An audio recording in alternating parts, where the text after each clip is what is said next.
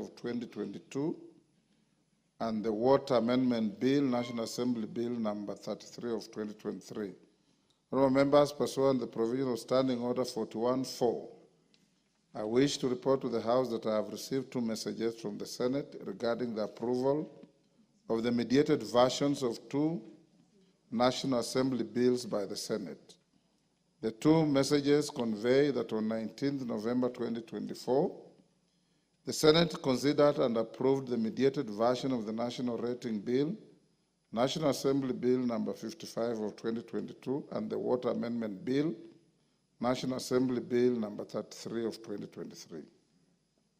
Honourable members, you recall that the 2 bills were committed to respective mediation committees pursuant to Article 1122B of the Constitution following the National Assembly's rejection of the Senate amendments to the bills. You will further recall that the House considered and approved the mediated versions of the Water Amendment National Assembly Bill number 33 of 2023 and the National Rating Bill, National Assembly Bill number 55 of 2022 on 16th October 2024 and 13th November 2024 respectively. In this regard, honourable members, the approval of the mediated versions of the 2 bills by both Houses of Parliament now concludes their bicameral consideration in accordance with the provisions of Article 110(5) of the Constitution. I will now proceed to present the 2 bills to His Excellency the President for assent in accordance with the provisions of Article 113(3) of the Constitution. I thank you. The second message from the Senate is on the passage of the National Construction Authority Amendment Bill, National Assembly Bill number 59 of 2022, and the Cancer Prevention and Control Amendment Bill, National Assembly Bill number 45 of 2022. Honourable members, pursuant to the provisions of Standing Order 41-1, I wish to report to the House that I received 2 messages from the Senate regarding the passage of 2 National Assembly bills. The 2 messages convey that on Tuesday, 19th November 2024, the Senate considered and passed the National Construction Authority Amendment Bill, National Assembly Bill number 59 of 2022, and the Cancer Prevention and Control Amendment number 2 Bill, National Assembly Bill number 45 of 2022, both with amendments. Honourable members, you may recall that the National Assembly considered and passed the National Construction Authority Amendment Bill, National Assembly Bill number 59 of 2022, and the Cancer Prevention and Control Amendment number 2 Bill, National Assembly Bill number 45 of 2022 on 26th October 2023 and 20th March 2024, respectively. Thereafter, I refer the 2 bills to the Senate for consideration pursuant to Article 110(4) of the Constitution. The Senate has now referred the said bills back for reconsideration pursuant to Article 1121B of the Constitution.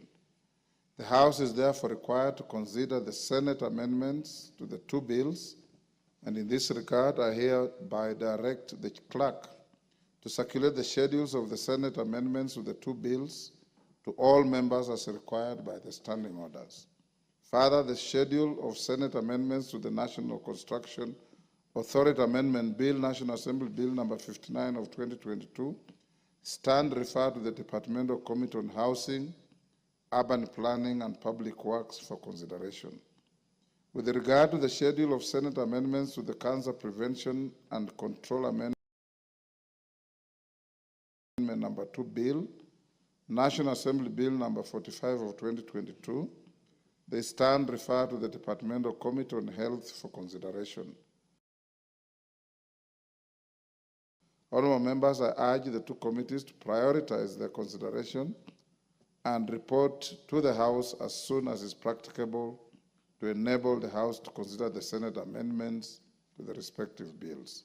I thank you. Next.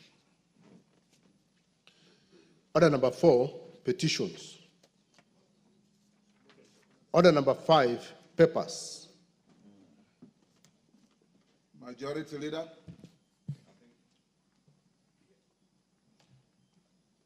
I see with the written majority whip.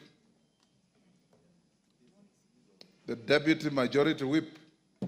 I thought this is normally... Honorable Speaker, what was there was laid in the morning. We have nothing to lay. You have nothing. What about all this?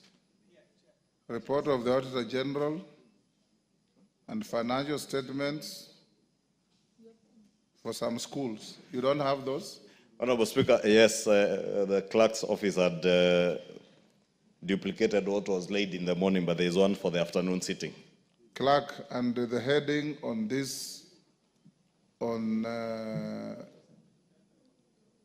this paper is always the majority leader. Whether it's the whip or the deputy whip or the deputy majority leader, they all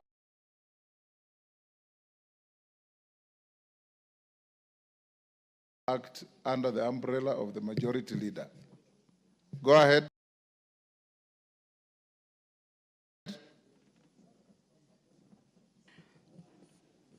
Thank you, Honorable Speaker. I beg to lay the following papers on the table of the House today, Tuesday, November 26, 2024, afternoon sitting.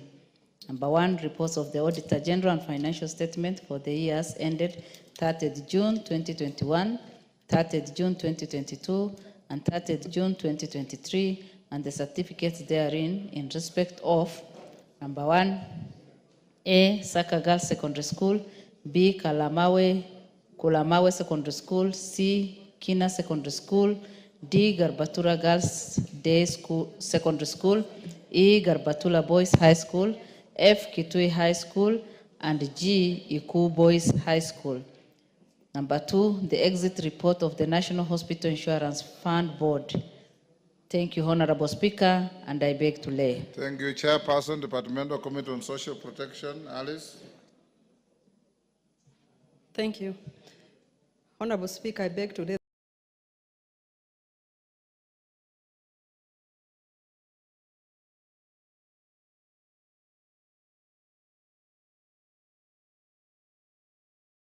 the following papers on the table of the House today, Tuesday, 26 November 2024.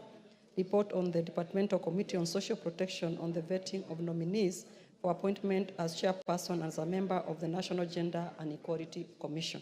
Thank you. Thank you, Chairperson, Departmental Committee on Health. Honorable Dr. Bukose. Thank you, Honorable Speaker. Honorable Speaker, I beg to lay the following paper on the table of the House today, Tuesday, 26 November 2024. Report of the Departmental Committee on Health on the harmonization of the proposed amendments to the Assisted Reproductive Technology Bill, National Assembly Bill number 61 of 2022. Thank you, Honorable Speaker. Is this the Mele or the Ambo bill? Yes. Okay. We did the After winnowing. winnowing. Yes. Excellent. Chairperson, Departmental Committee on Labor. Karemba. Thank you, Honorable Speaker.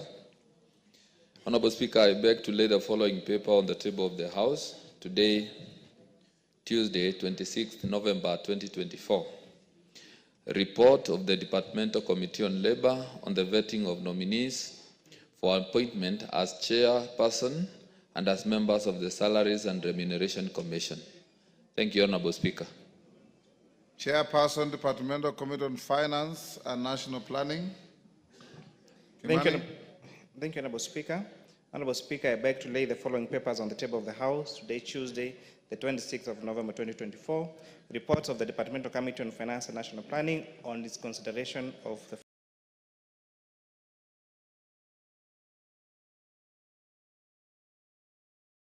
following 3 bills. 1, the Public Finance Management Amendment Bill, Bill number 3, National Assembly Bill number 44 of 2024. The Public Finance Management Amendment Bill number 4 of 2024, and the Public Procurement and Asset Disposal Amendment Bill, National Assembly number 48 of 2024. I thank you, Honorable Speaker. Thank you, Chairperson, Departmental Committee on Administration and Internal Security. Tongoyo. Thank you, Honorable Speaker. Honorable Speaker, I beg to lay the following paper on the table of the House today, Tuesday, 26 November 2024. Report of the Departmental Committee on Administration and Internal Security on the vetting of nominee for appointment as the chairperson and as members of the board of the Independent Policing Oversight Authority, IPOA. Thank you, Honorable Speaker. Thank you. Chairperson, Departmental Committee on Justice and Legal Affairs.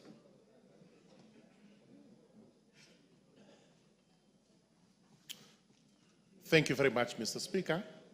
Honorable Speaker, I beg to lay the following paper on the table of the House today, Tuesday, 26th November 2024.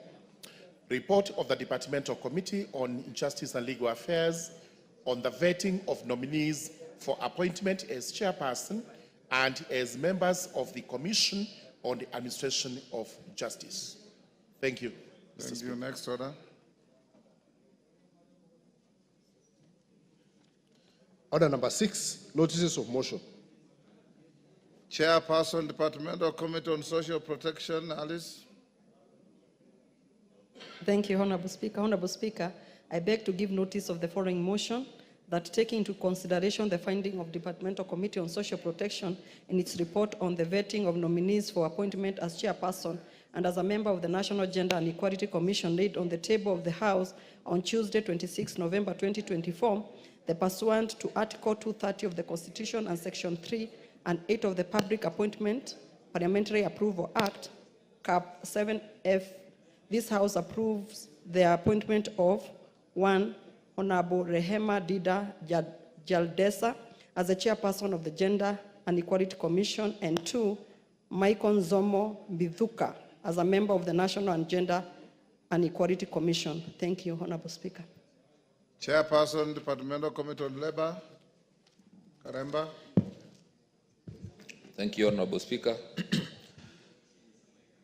Honorable Speaker, I beg to give notice of the following motion, that taking into consideration the findings of the Departmental Committee on Labor in its report on the vetting of nominees for appointment as chairperson and as members of the Salaries and Remuneration Commission, laid on the table of the House on Tuesday, 26 November 2024, and pursuant to Article 230 of the Constitution and Section 3 and 8 of the Public Appointments Parliamentary Approval Act, Cap 7F, this House approves the appointment of 1.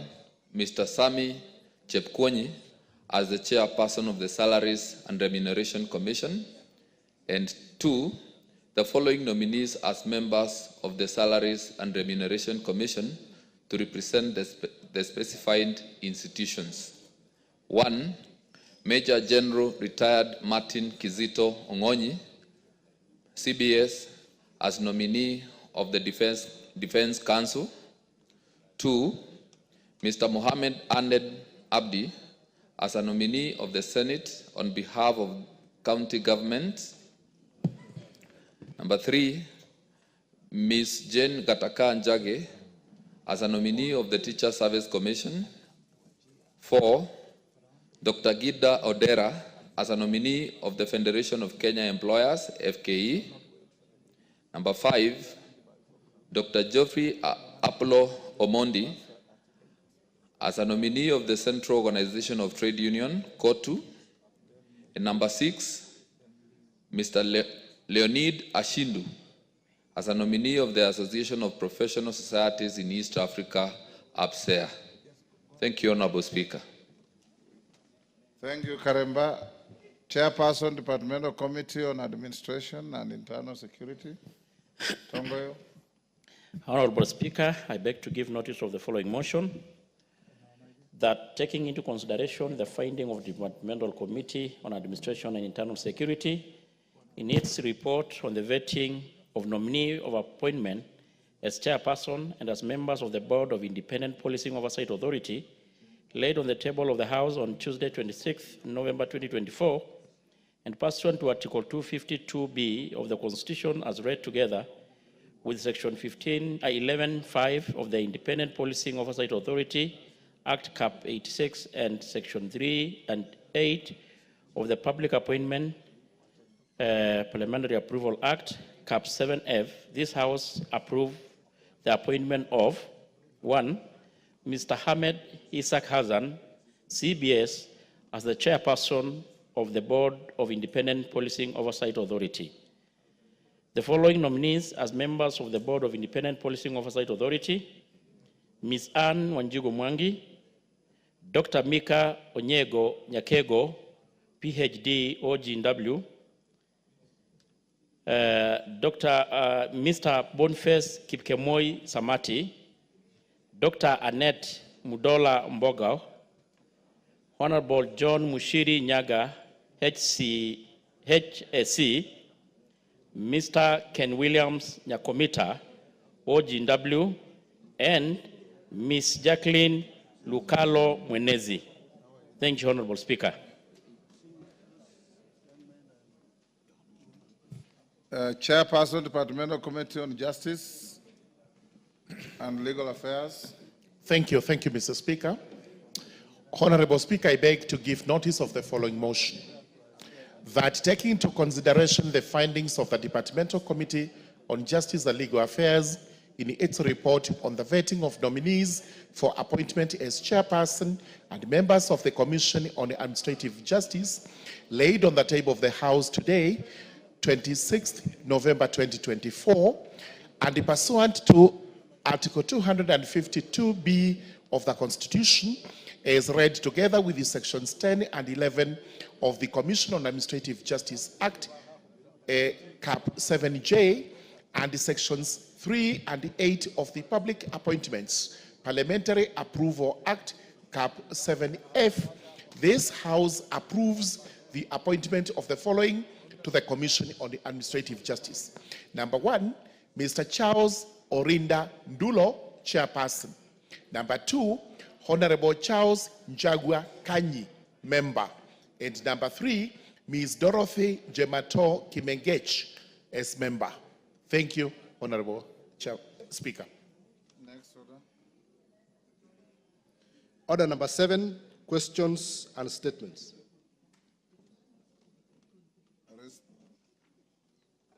A response to statement of Honorable Rael Kasiwai. Tongoyo, are you ready?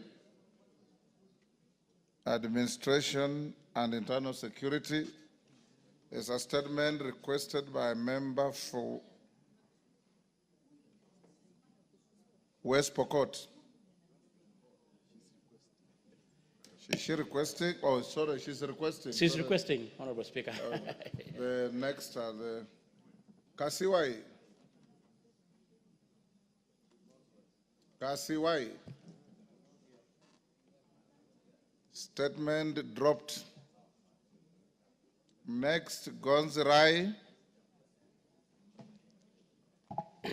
Thank you, Mr. Speaker.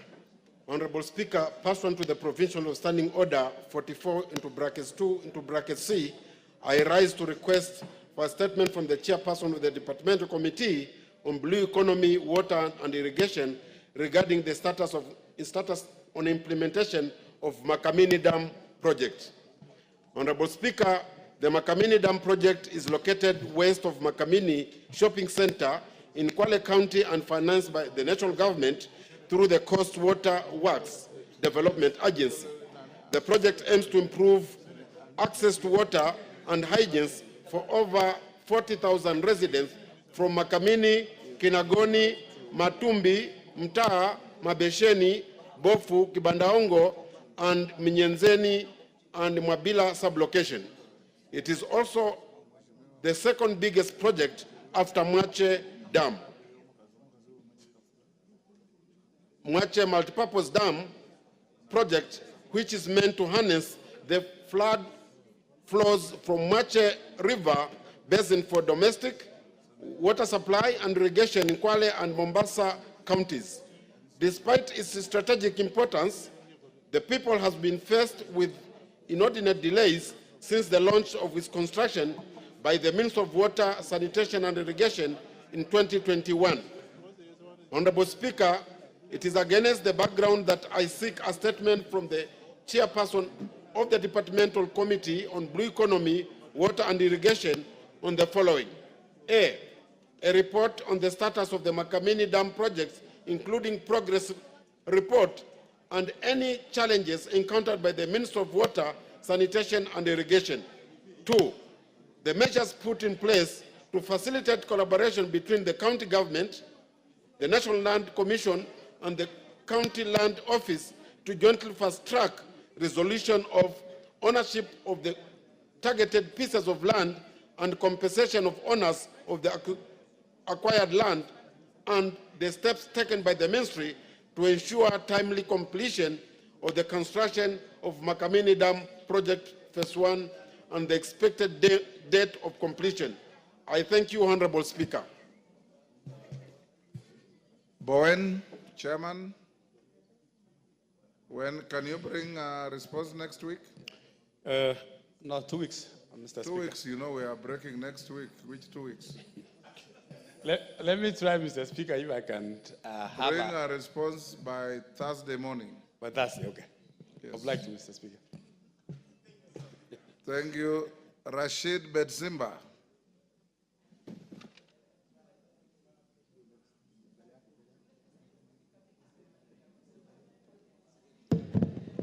Honorable Speaker, pursuant to Standing Order 44.2c, I rise to request for a statement from the Chairperson of the Departmental Committee on Education on the criteria for recognition and equation of certificates and diplomas obtained from schools offering international curricula in the country. Honorable Speaker, there exist 2 curricula in the Kenya education system: the international curriculum and the CBC, which replaced the former 844 curriculum. International curricula are recognized by the world-based universities and employers, giving students a wide range of options in their education and career. However, students who complete their studies under the international curricula often face challenges seeking admission to local universities or employment in the public sector due to the restrictive guidelines set by the Kenya National Examination Council. Honorable Speaker, one of the core functions of the Kenya National Examination Council is to carry out equation of certificates and diplomas issued by the credible examining boards. However, the guidelines published by Council on 31st May 2024 stipulate that by NEC are not equitable. Council on 31st May 2024 stipulate that institutional-based certificate or courses, whether local or international, similar to those offered by NEC, are not equitable. Currently, over 11,000 students are enrolled in various institutions offering international curricula in the country.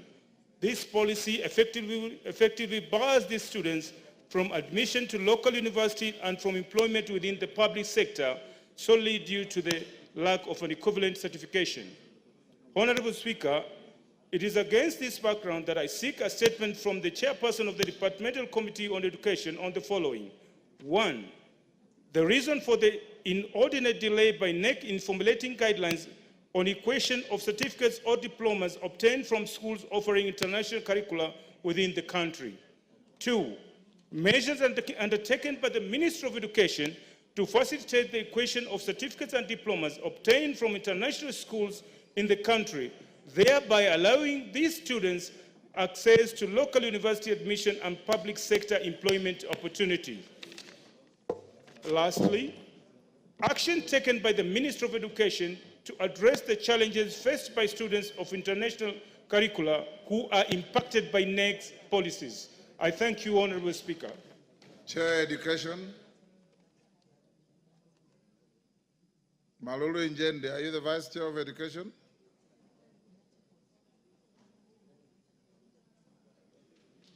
Mr. Speaker, we'll be on recess from next week. So we will organize for a meeting after the busy week next week. So we'll give a response maybe later when we resume next year. No, you bring a response on Thursday afternoon, next week. Well guided, Speaker. Thank you. Next order.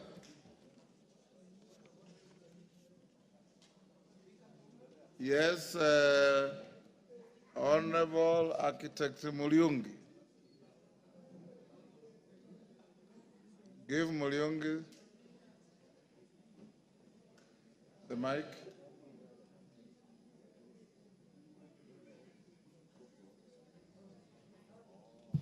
Mr. Speaker, thank you. Mr. Speaker, the chair for Interior responded to my statement in April. Responded. Yes. And I was not satisfied. And I raised it in the floor of the House here. And you directed that he comes back with a substantive, responsive answer in 2 weeks. Mr. Speaker, I discussed with him. And you have sat on your rights from April to November. I've been discussing with him. I'm coming to that. Yes. I discussed with him, and he asked me to resubmit the statement again, asking for clarifications. Mr. Speaker, I went to the table office, and they told me that cannot work. There is no provision under the standing orders. Yes, they told me it can't work. For resubmitting a statement. Yes, so they asked me to raise it as a point of order in the floor of the House, so that you can redirect again. Thank you, Mr. Speaker. Tongo. Mike, please. The honorable member did admit that we have been in talk. What Honorable Speaker, I kind of suggested, and we agreed with him, is that he able to submit it as a question addressed to the minister, so that maybe he comes to the House and able to have an opportunity to interrogate the CS. And we agreed actually with him so. Mulungi, if you agreed, why are you raising it? There is a mic where you are sitting. Mr. Speaker, it was a very urgent matter, and considering that questions take a long time to be answered, I thought seeking further clarifications from the minister would be faster from the chair. Okay. If you can so direct, Mr. Speaker. What you do, engage with the chairman privately. If you feel dissatisfied, I'll give you an opportunity on Thursday this week to raise the issue on a point of order. Next order. Order number 8, procedural motion, resolution to sit until conclusion of specified business. Majority Leader. Thank you, Honorable Speaker. I beg to move that pursuant to Standing Order 33A, this House orders that should the time appointed for adjournment of the House be reached before conclusion of business listed as order number 13, that's the Committee of the Whole House, in today's order paper, the sitting shall stand extended until conclusion of the said business.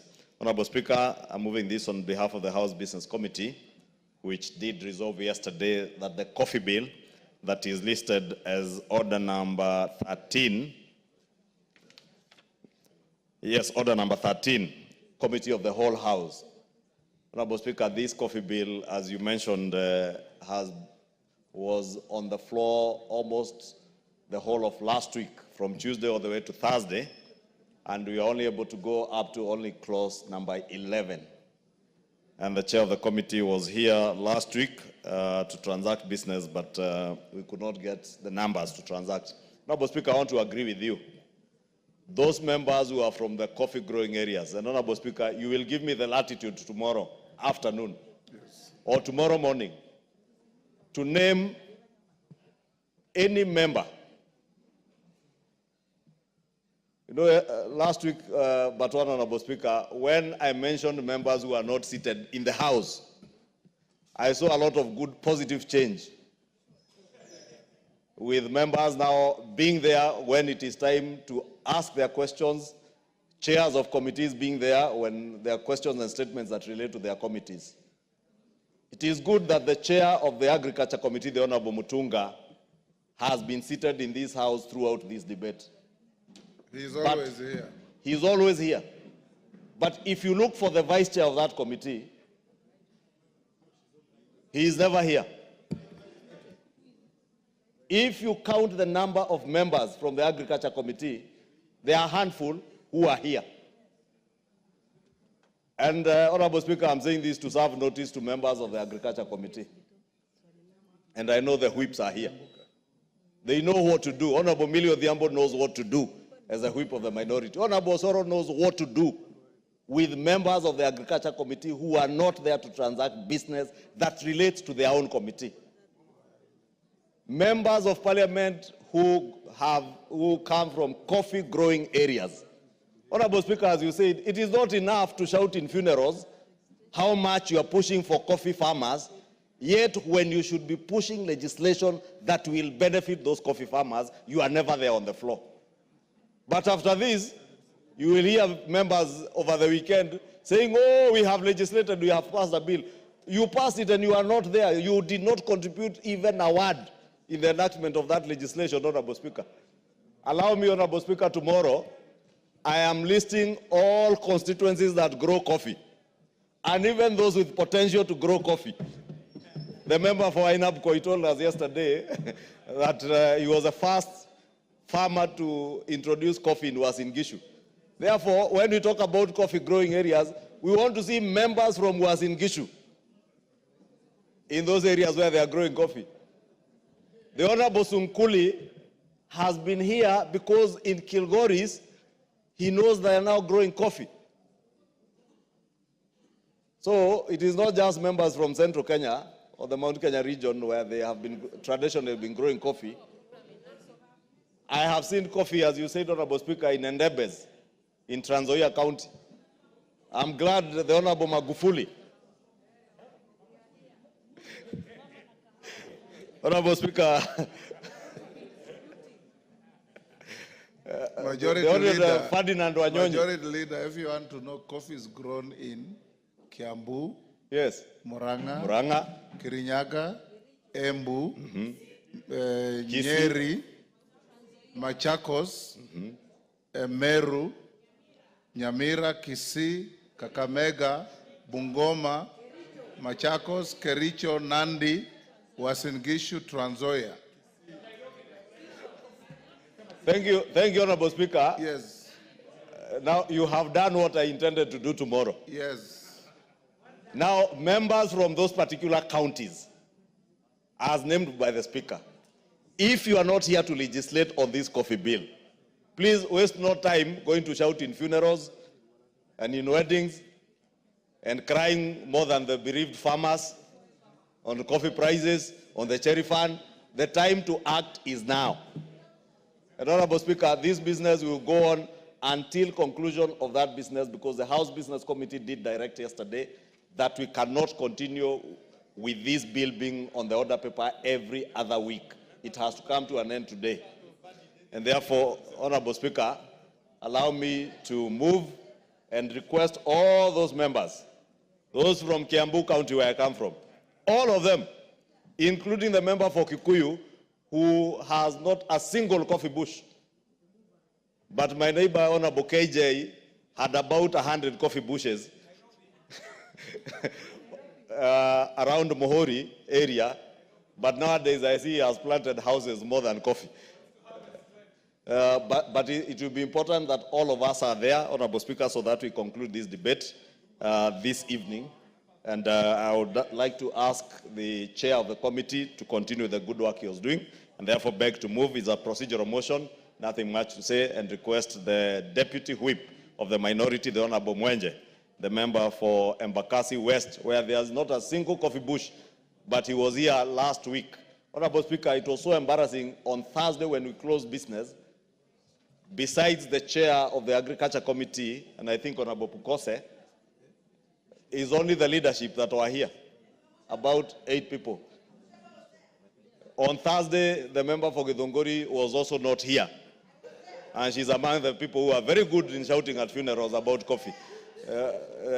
She was not here on Thursday. So make sure the member for Githunguri, this afternoon you are here, this evening up to midnight. Thank you, Honorable Speaker, and I request Honorable Mwenje to second.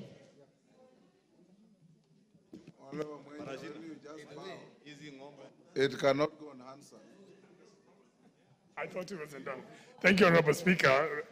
I just want to mention that although I represent a constituency where coffee is not grown, I'm also a coffee farmer in Kandara and Murang'a. So my in-laws here who are busy mentioning it. And Honorable Speaker, it's important to mention that the biggest consumers of coffee is us in Nairobi. In fact, the KPCU plant is located just outside my constituency. Before it used to be in Embakasi, the larger constituency. So it's literally at the doorstep of actually my home in Molem.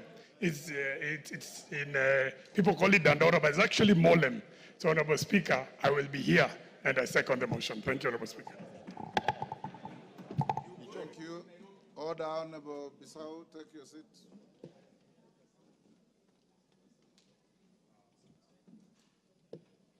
Honorable members, I now propose the question, which is that pursuant to Standing Order 33A, this House orders that should the time appointed for adjournment of the House be reached before conclusion of business listed as Order number 13, Committee of the Whole House, in today's order paper, the sitting shall stand extended until conclusion of the said business. I'll now put the question, which is that pursuant to Standing Order 33A, this House orders that should the time appointed for adjournment of the House be reached before conclusion of business listed as Order number 13, Committee of the Whole House, in today's order paper, the sitting shall stand extended until conclusion of the said business. As members of that opinion say aye. Will those of the contrary opinion say nay? The ayes have it. It means you will sit on this particular bill until you finish or until midnight, whichever comes early. So be ready for it.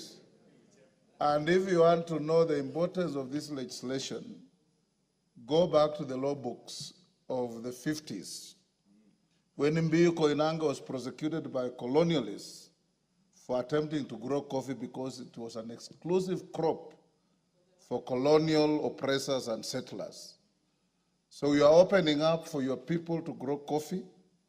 And if you also want to know, a country called Vietnam imported Ruir 11 coffee from Kenya 20 years ago after being devastated by a harrowing war. Today, Vietnam is the second largest grower of Ruir coffee and any coffee in the world after Brazil, and are making billions of dollars. They got that from Kenya. So unlock the potential for our country. Next order. Yes, Donya. What is it on the same issue? Yes. Mr. Speaker, we are talking about coffee. I did a statement on tea bonuses, that is 2 months ago. I somehow pumped into the answers that the ministry had given to the Departmental Committee on Agriculture to give us an answer. If we are promoting coffee, we are promoting tea, Mr. Speaker. We have to be authentic on what we are giving so that we see as members we are promoting the cash crops. But we are talking of coffee. The answers they have given on tea bonuses are fake, are opaque, Mr. Speaker. Order, Honorable Donya. Order, Honorable Donya. The reason that we are not talking about coffee is not to the exclusion of any other crop. You just passed here a bill on sugar. We passed a bill last parliament on tea. And I saw your statement request. So if it is not adequately catered for, I'll direct Dr. Mutunga to respond to you tomorrow afternoon. Next order. Order number 9, motion.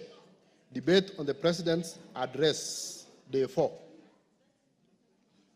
Honorable members, before I call the next, allow me to acknowledge the following in the Speaker's gallery. 5 residents of Loyangalani sub-county in Laisamis constituency in the Speaker's gallery: John Pope, Mr. Dea Lentipan, Mr. Chechekuna Bonke, Mr. Marcelino Amatalem, Mrs. Ms. Evana Esekon, HSC, Head of State Commendation. You are welcome to the House of Parliament. On behalf of all of you and myself, on behalf of Honorable Lekuton, on behalf of Honorable Raso, who had requested me to welcome you, I welcome you, and I'll not give them a chance because we don't have the time. So Raso and Lekuton have spoken for you, and your constituents have heard me. Now, honorable members, like I said, the mover will be called upon to reply at 4. Can I see how many members have not spoken and wish to speak? Because the screen has very few members. We have few. Okay, we'll start with,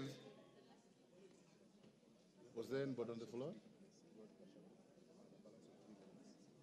Honorable Gashagwa, you had a balance of 3 minutes. Proceed.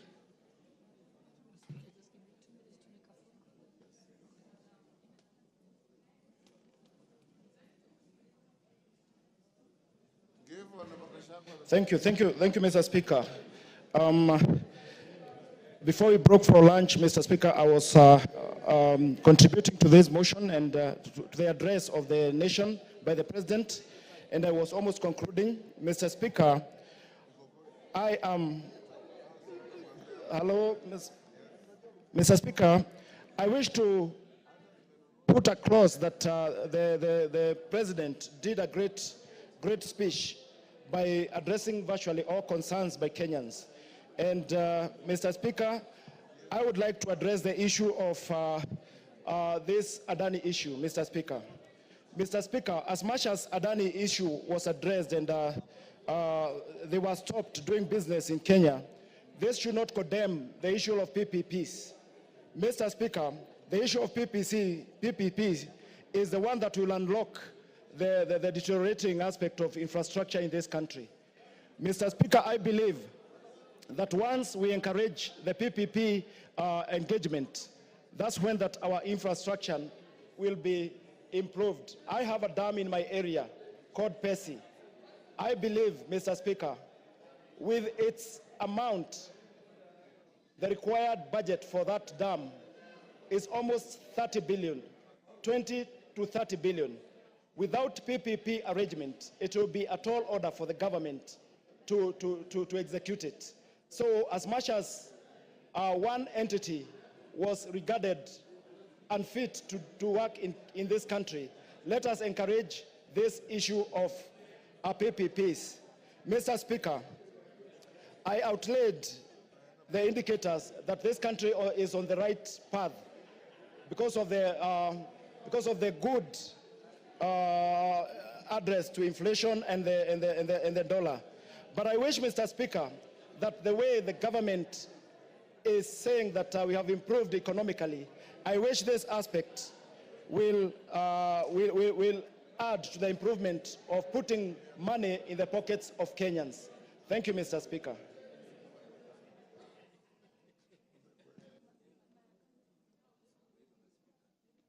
Thank you, Timothy Toroitich. Thank you, Honorable Speaker, for giving an opportunity to contribute on the President's State of the Nation address. Honorable Speaker,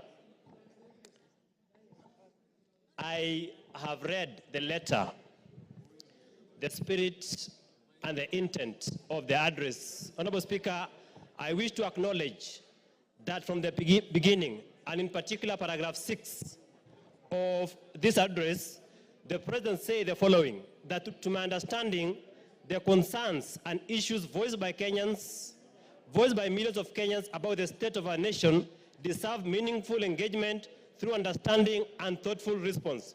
Honorable Speaker, from the beginning and from the preamble of the speech, it was very clear that the President has noted that there are challenges that Kenyans face in this country. Honorable Speaker,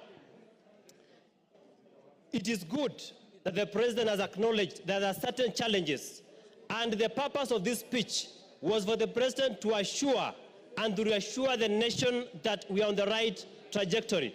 Honorable Speaker, the President touched on many things, on the issue of agriculture, affordable housing, and corruption. Honorable Speaker, on the issue of corruption, this House has an obligation to assist this President, to assist our President fight impunity and corruption. Honorable Speaker, as a House, we have an obligation. And the only way to fight corruption and impunity in this country is through a strong parliamentary oversight. Honorable Speaker, as a House, if we do not fight and if we don't stand firm and fight impunity and corruption in this country, then we shall be doing a disservice to Kenyans and the President in this country. Honorable Speaker, if you look clearly at the words of the President, these are carefully chosen words by the President. If you look at page 17, if you look at page 17 of this speech, Honorable Speaker, the President says this, that our national democratic culture expresses itself energetically through robust discourse, boldly speaking truth to power. Honorable Speaker, those are the words of the President. He said very clearly that this House and Kenyans must speak truth to power. Honorable Speaker, outside there is a perception by the members of the public that this House has become a rubber stamp of the executive, that this House has become a praise and worship of the executive. Honorable Speaker, that is the perception of Kenyans out there. And to redeem the image of this House, Honorable Speaker, we must not be a praise and worship as envisaged by the members of the public.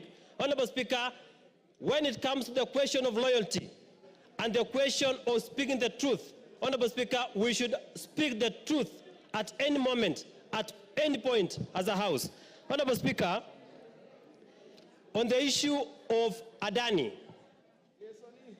Honorable Speaker, I want to thank the President for cancelling the Adani engagement. Honorable Speaker, if you look at the speech of the President, if you read carefully, under page 23, the President says this, that in the face of undisputed evidence of credible information on corruption. Yes, KJ. Order, Timothy. KJ. Mr. Speaker, it is not my intention to disrupt my very good friend, the Honorable Troy Teach. Go ahead, you have already disrupted him. My question, Mr. Speaker, is whether the member is in order to say that the public envisions for this parliament to be a praise and worship choir. And I'm sure he did not mean that the public envisions this place to be such. And I hope that maybe it is his English that is failing him, because I know he's a lawyer. There is no way he would imagine that the public envisages this parliament to be a praise and worship choir for the executive, Mr. Speaker. Timothy, is that what you said? Honorable Speaker, if you listen carefully, I said outside there is a perception by the members of the public that this House is a rubber stamp of the executive. Honorable Speaker, that is a perception that is there in the public. Honorable Speaker, I therefore will not withdraw my words, and I have said that the only way to fight corruption and impunity in this country is through a strong parliamentary oversight. Honorable Speaker, if we lapse, and the only way we can assist our President to fight impunity and corruption is by oversighting the executive. Honorable Speaker, as a senior counsel, Montesquieu, when he talked about separation of powers in this country, he envisaged that there should be a legislature, an executive, and a judiciary. Honorable Speaker, we should play our oversight role without fear or any kind of intimidation, so that we live up to the ideals of our role as members of parliament in this House. Thank you, Honorable Speaker. David Bowen. Mr. Speaker, I want to thank you for giving me this opportunity. And Mr. Speaker, the speech or the message the President read, Mr. Speaker, gave a message of hope to many Kenyans. Mr. Speaker, I want to point out some few issues which His Excellency the President talked about. Number one, Mr. Speaker, the issue of affordable housing. Mr. Speaker, we are looking at in the next 20 or 30 years, over 70 or 60% of Kenyans will be living in urban areas. And Mr. Speaker, we cannot continue to be a country where majority of our people are living in slum areas. So, Mr. Speaker, the issue of affordable housing, Mr. Speaker, is very important, especially from the President's speech. Mr. Speaker, the President talked about the reforms which is currently happening in the health sector. The transformation of NHIF to SHA and SHIP, Mr. Speaker, is very important. Mr. Speaker, you can imagine during the time of NHIF, all members of parliament, all of us, all the employed Kenyans, together with ordinary Kenyans, who are paying like 500 shillings, all of us. If you are earning 1 million shillings, those of us who are earning 20,000, those of us who are earning 2,000, who are contributing almost the same, 500 shillings. But now, Mr. Speaker, with the new health system, through the SHA, Mr. Speaker, you will find that us who are earning more, we are able to carry other Kenyans who are earning low so that they benefit also with the Taifa Care. Mr. Speaker, we have a problem also with our education funding model, which has been there for the last almost 40 or 50 years.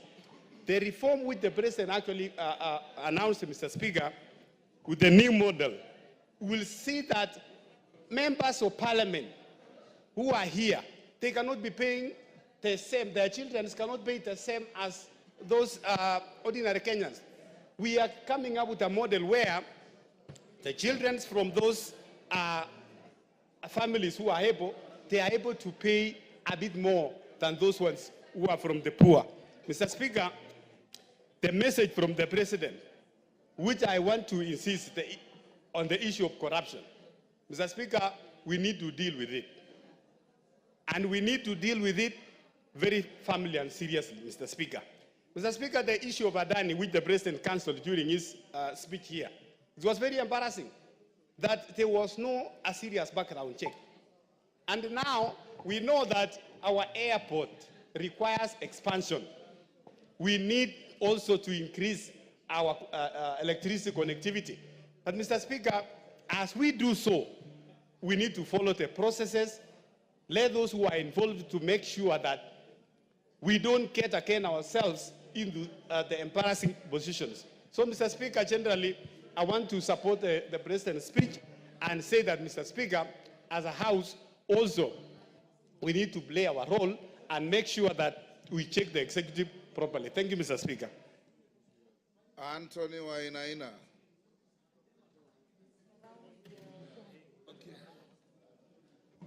Okay. Thank you. Thank you so much, Mr. Speaker, for the opportunity for me to put a word on and on the voice of the President, what he said. Mr. Speaker, looking at the speech of the President, all the 80 talking points were quite live, varied, and due to this point. Therefore, it may not be possible to underline all the 80 talking points that the President talked about. However, may I, with your permission, put a few points that I think they are very varied in my constituency and in our country, Kenya. The matter of CBC, this is one area where the government has called much more than our expectation, in that the book ratio is 1-to-1 to the student. Although at the lower classes, the books are starting to wear out and they need maybe urgent replacement. Mr. Speaker, on the matter of broad-based, unlike what we were told yesterday that the broad-based was formed and 4 professionals came. I really want to say that 4 Kenyans came, because Kenya is not short of any professionals. On fertilizer, This is an area that has really helped this country to maintain food security throughout the year. And in this case, I am told, and I have also seen it, that when I visited Busia some time ago, like 3 weeks ago, food was not crossing from Uganda to Kenya, but Kenyan food was crossing also to Uganda. This is as a result of subsidized fertilizer, and it has made food security in this country possible, and even possible for us to export outside our borders. On the matter of reasoning, that our president is a listening president, I would want to say that listening itself is an art in which it is not only learned in class, but it is a matter of character development. And I would want to say that our president listens and listens and listens until you exhaust what you really wanted to tell him. In this case, I want to encourage him to continue being such a wonderful listening president. We have much more to learn from him. On the matter of democratic space, this is a very wonderful area, and that is why we have investors not running away from Kenya, even when there is unnecessary noise in our country about this and that. But because we know it is democracy, and our visitors and our partners know we have a democracy, they have been able to tolerate and observe how we can do with our democratic space. However, on this matter, Mr. Speaker, I would want to say that anybody, although we have a democratic space in our country, those who are exercising the same must also exercise it with a lot of caution and a lot of goodwill to other Kenyans. We can get to a point where we exercise democracy and at the same time we risk the security of our nation. On my last point, that's the job creation in and outside the country. Mr. Speaker, I would wish that this parliament witnesses, asked to witness all those students, all those workers who have gotten opportunities outside Kenya. It would be such a good gesture if, like our members of parliament, escort those going to the country, and in that case, it will be a witness to the whole nation and outside our country that it is happening and it has happened. Mr. Speaker, I really want to emphasize the need also for Adani. When we say about Adani, and this parliament needs... Your time is up. Elizabeth Kailemia. Thank you, Honorable Speaker, for giving me this opportunity to be able to talk on this speech by our President. The President's statement reflects a multifaceted approach addressing corruption, gender-based violence, economic stability through inflation control, educational empowerment via teacher hiring and healthcare accessibility through SHA initiatives. The President has made commitment to address corruption, particularly targeting leaders involved in malpracticing or misappropriating public funds. The focus on corruption is critical as it undermines public trust and diverse resources meant for development.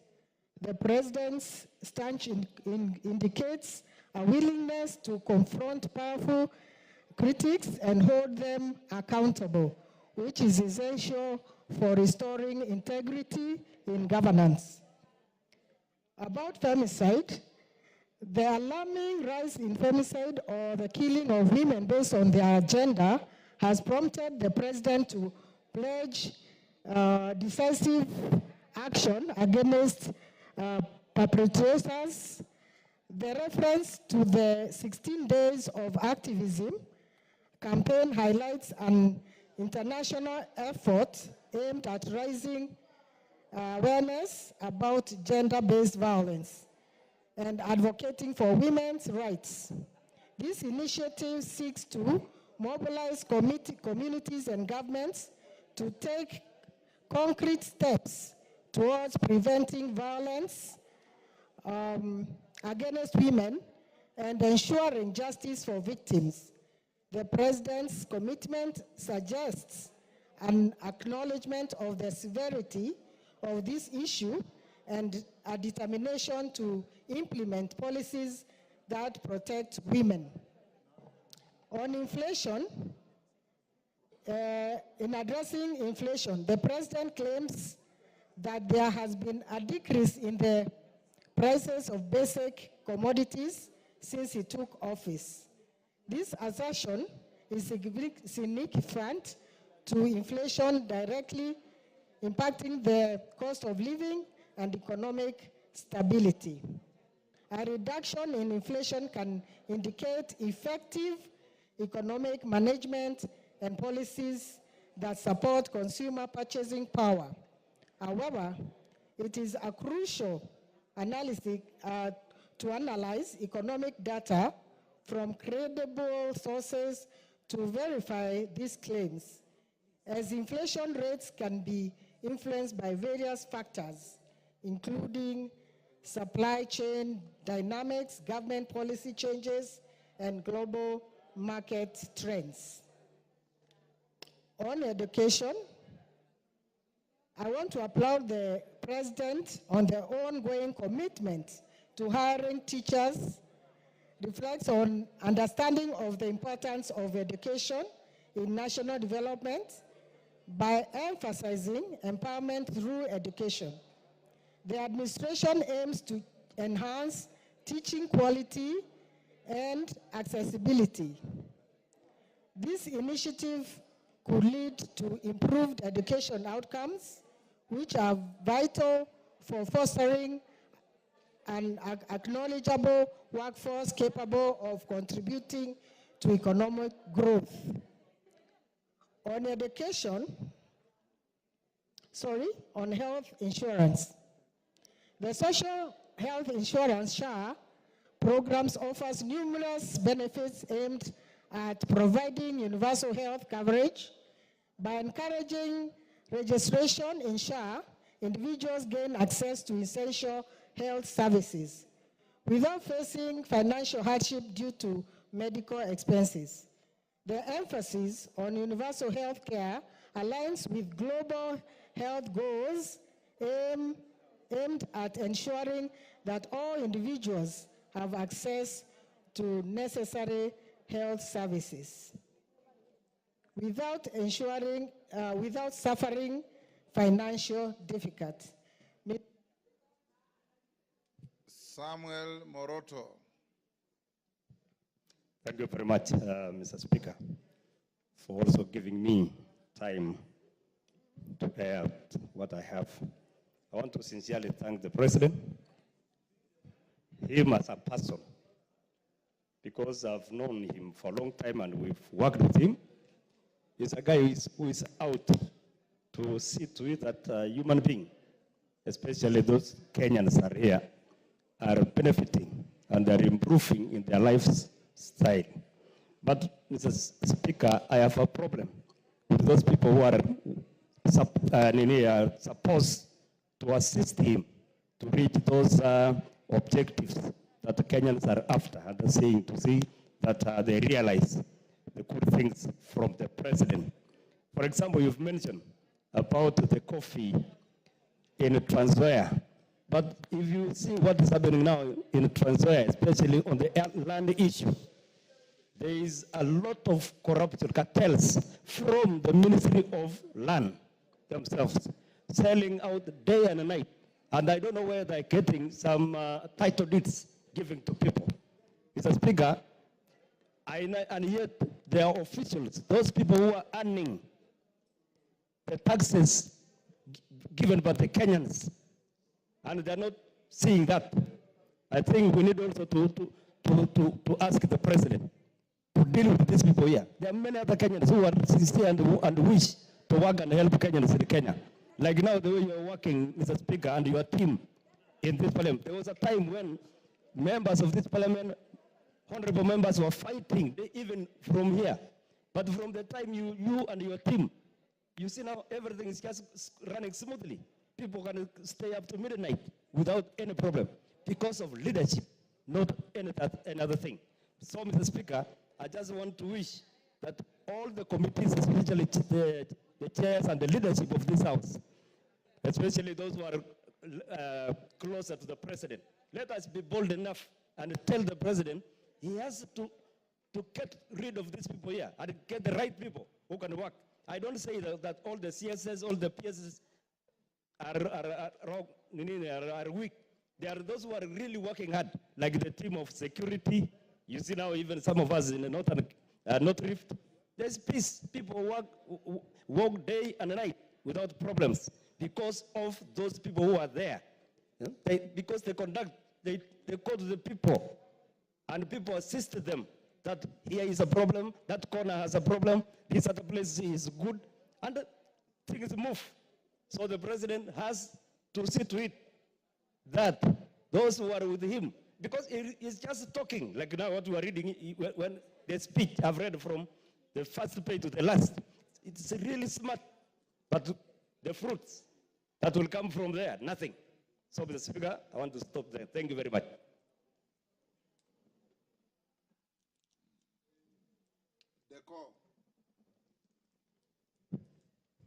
Thank you, Mr. Speaker, and I want to thank you for giving me this opportunity to contribute to the State of the Nation Address speech by the President, which is a constitutional requirement for him to come back to come and address the nation on issues that affect this country.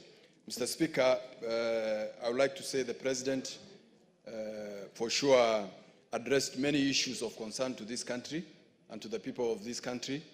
And many of those issues were based on hope. The fact that we have been having a very difficult time during the last 2 years of his governance and leadership, Mr. Speaker, the President, in addressing the nation, addressed very fundamental issues of concern to our people and our country. And one of the issues that he's raised was the issue of the improvement of our economy, the cost of living, and we witness as a country that there is improvement on the issue of our economy. The fact that the prices of fuel and dollar have come down, the issue of the cost of living in terms of food production, the prices of food and commodities coming down. All indicators, economic indicators, show that this country is heading towards the right direction.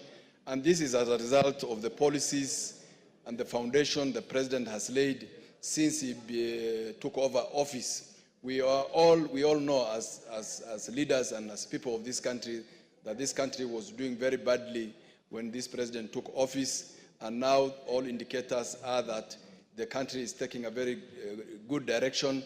And hopefully by the end of this term of 5 years, we'll have this direction we have taken will go that way, that direction we have taken. Mr. Speaker, on the issue of affordable housing, SHA and SHIF, we all know for the last 20 years, the previous 2 presidents have tried taking this issue head on. It was all in manifestos for the last 20 years for every president who was contesting that they will be implementing affordable housing programs. They will be changing to universal health care program. And they were unable to take on that. They were unable to take a strong position and decision on this.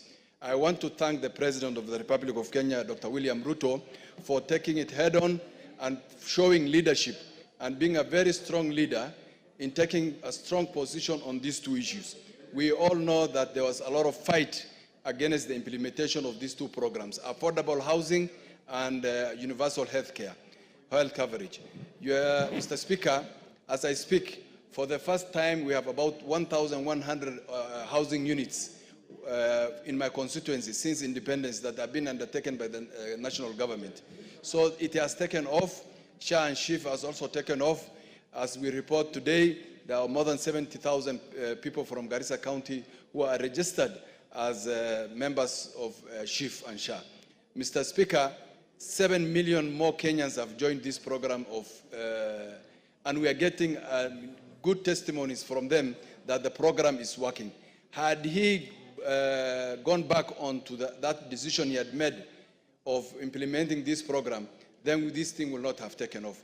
And I hope that this country will not let down the president and the people of Kenya, the very poor people who are benefiting from these two programs. Mr. Speaker, there is another issue that President talked about, and that is the issue of corruption in this country. Corruption in this country, Mr. Speaker, is a national threat, a security threat for us. And unless we address it as people of this country, it cannot be handled by the president or the executive or this parliament. It's a national cancer that we are all aware of, and we must all play our part in ensuring that we fight this thing. The other issue is the issue of extrajudicial killing, abduction, which is a very big problem for us, those of us who are from the northern part of this country.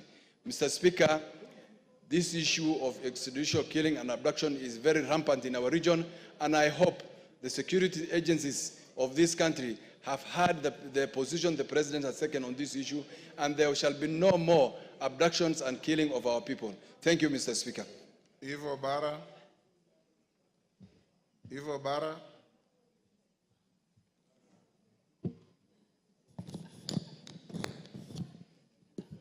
Thank you very much, Mr. Speaker. Apologies.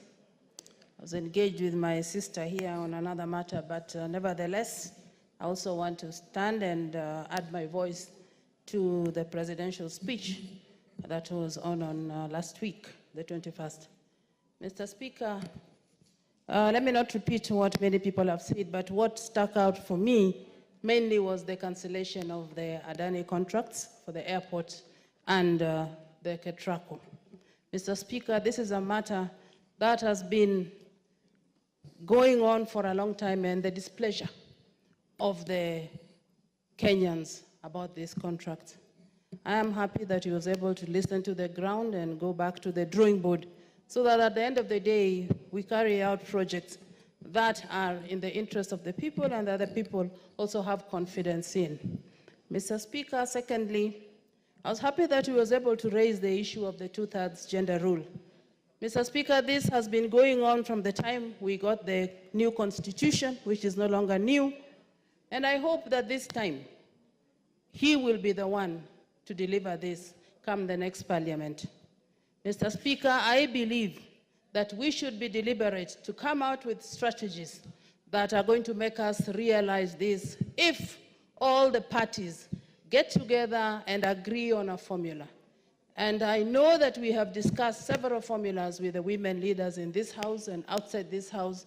And once we put our heads together again on how we will deliver this come 2027, Mr. Speaker, this will be something that our president will be remembered for. Mr. Speaker, I was happy that he was also able to address the issue of gender-based violence. Mr. Speaker, it has become alarming in this country. What has been going on, particularly women, young girls and women being killed out of relationships of people who are supposed to take care of them. Mr. Speaker, as much as we were saying that the men or the boys should be mentored to know how to manage their emotions and how they can take care under those situations, it is also a lesson to our women, Mr. Speaker, to our girls, Mr. Speaker. Shortcuts in life are not there. That all of us must strive to work hard ourselves and avoid situations where we put ourselves in a position for what we have seen in the last few years. Mr. Speaker, on matters of corruption, Mr. Speaker, this is a tired story. Mr. Speaker, we must be deliberate as Kenyans and as leaders to lead from the front. And as we always say, action speaks louder than words. We can say it 1,000 times, but if there is no resultant or related action against the corruption, it will continue. Our country has been bleeding, Mr. Speaker, from corruption. And mainly it comes from the procurement. And even as he directed that e-procurement must be enforced by first quarter of 2025, Mr. Speaker, I hope that in the performance contracts that were signed last week by the ministries and state corporation, that this is one of the targets that each agency must achieve by the first quarter of 2025. Mr. Speaker, in order not to repeat what has already been said by my colleagues, once again, thank you very much for giving me the opportunity, and we thank the President for coming out boldly on some of the issues that have been affecting Kenyans. And my desire is that at least we should see that they are all realized. Thank you very much. Dr. Mutunga, you had not spoken on this? Why are you on the screen? Nabwin. Ekwom Nabwin. Member Thank you. for Turkana North. Yes. Thank you, Mr. And, Speaker, proceed. for giving me this chance to talk to the speech, the presidential address. Mr. Speaker, sir, one of the things that came out is the President has committed to listening, to be a listening president, meaning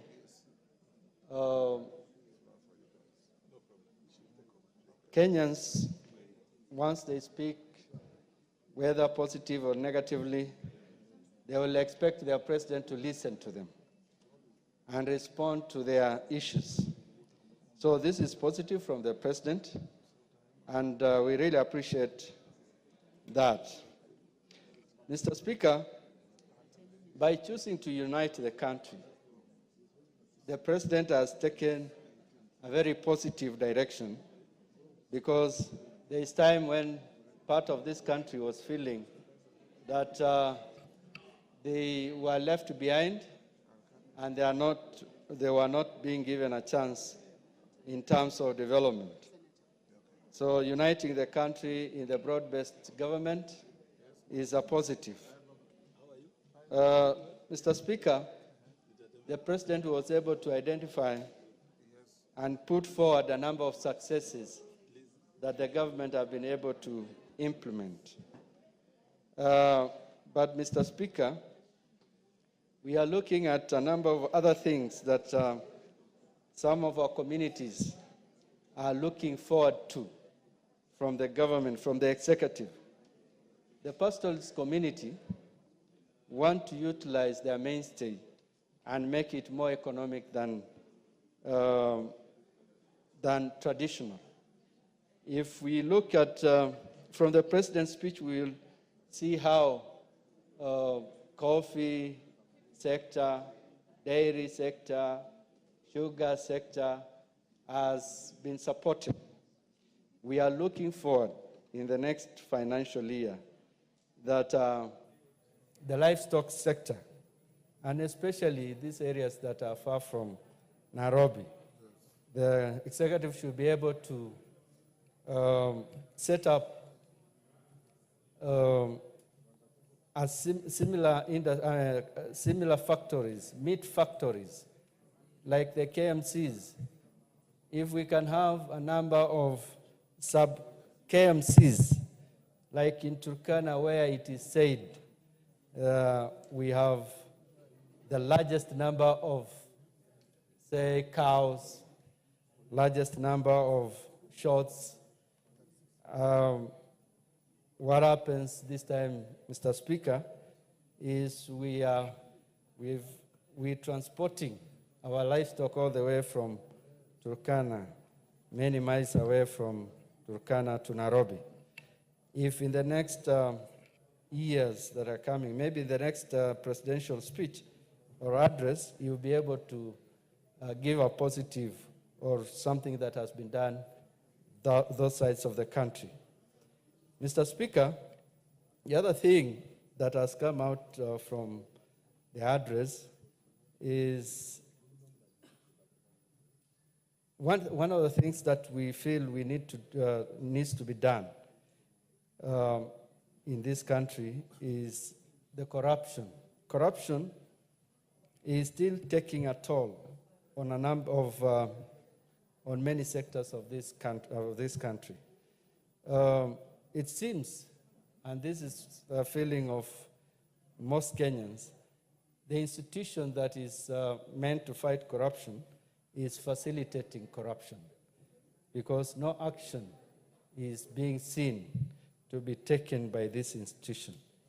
Kenyans have eyes to see corruption activities or actions that are being undertaken, especially by governments or counties, but nothing is happening. So, Mr. Speaker, we're looking up to this institution for action.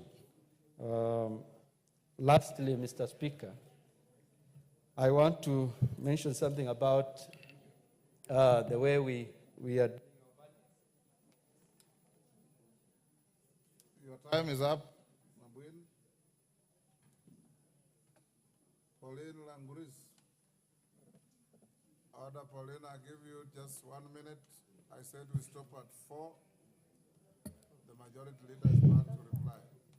Thank you, Mr. Speaker, for giving me this opportunity to contribute on the presidential speech on the state of address of the nation. Mr. Speaker, the speech of the president really tackled on issues, many issues that were raised by Kenyans, especially on the issues that were affecting Kenyans. And this was a very positive speech because the president mentioned most of the issues that is going to address and settle the problems that are facing our people. One of the most important things that struck me most was the social health insurance scheme. We know that the transition to NHIF, from NHIF to SHA, is one of the most important schemes to our people of Kenya. Mr. Speaker, we know that the scheme is going to cover the people who are employed and those who are not also employed. So our transition from NHIF to SHA will ensure that most of our people will get health care services when they require. Mr. Speaker, I want just to mention to the House that this week, I was one of the beneficiaries from the SHA, which was mentioned with a lot of negativity by most of the Kenyans. That I was a beneficiary this week when I had a patient suffering from cancer and was covered entirely for chemotherapy by the SHA insurance scheme. So I want to encourage Kenyans to enroll themselves and benefit from this kind of scheme which has been facilitated by the Kenyan government. Another important issue that the president mentioned in his speech was the education. We are all impressed by the employment of 46,000 teachers, which will settle the issue of our schools, which is currently facing shortage of teachers, especially the CBC program. Your time is up, Pauline. Roku, what is it? Yes, Roku. You want to contribute? Time out. Majority leader. Thank you, Honorable Speaker. Honorable Speaker, let me begin by thanking all the members who have contributed to this debate since yesterday morning when it began on the State of the Nation address by His Excellency the President, and more so even those who were very resilient up to 9 p.m. last evening, and many others who came very early today morning to be able to contribute. Honorable Speaker, I don't want to say much in response because members basically have reiterated what His Excellency the President said in his address to the nation. And as we said, and as many members have said in their contributions, the state of the nation, as the President said, is resilient.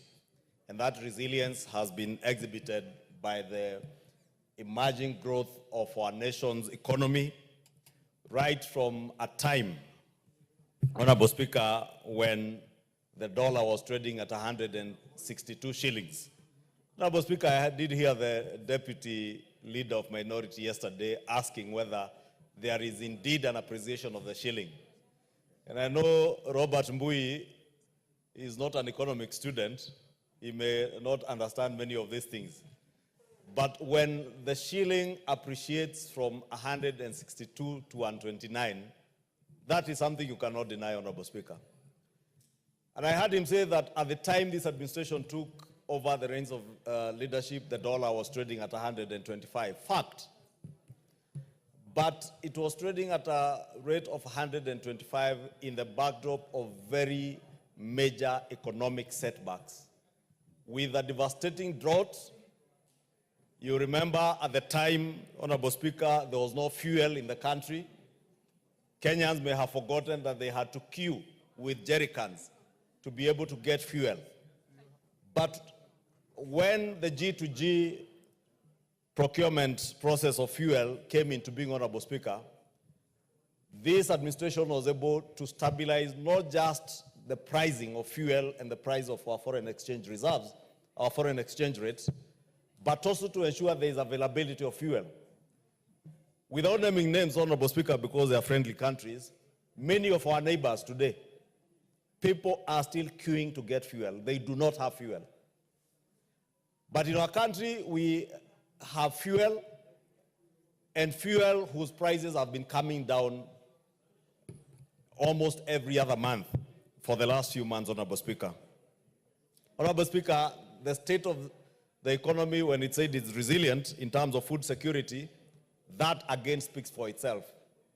As I said, Honorable Speaker, in moving, and as the President did enumerate in his address to the nation, we were buying unga at the price of almost 262 shillings in September. 280. 280 for some brands. Actually, there's a brand that was retailing at 287. Yes. Today, the same brands are at an average of 120, 110, and I've even seen some brands going for as low as 90 shillings.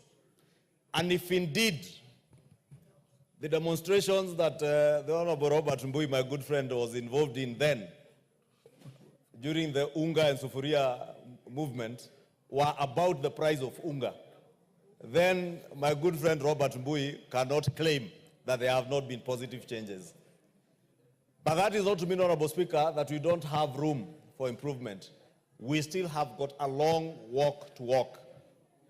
And all we call upon is focus, and I'm glad that the President and his administration are focused in walking that long journey to bring back our economy to where it ought to be. And I am very confident, Honorable Speaker, that we shall be able to work together.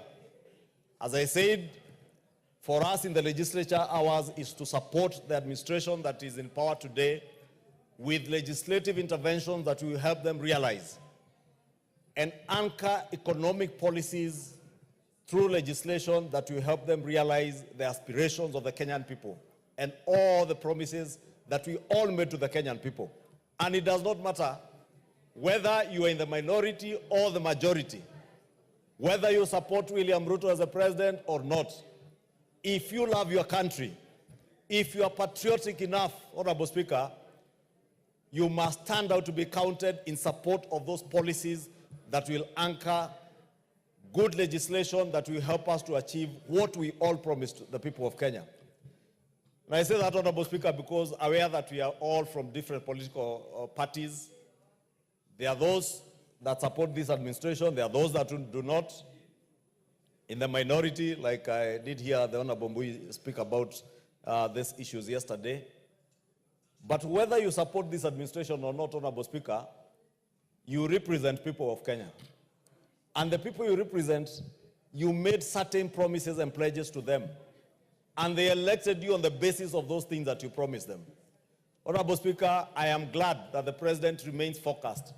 Even with all the negativity that has been there, I am glad President William Ruto has shut his eyes and ears to the negativity.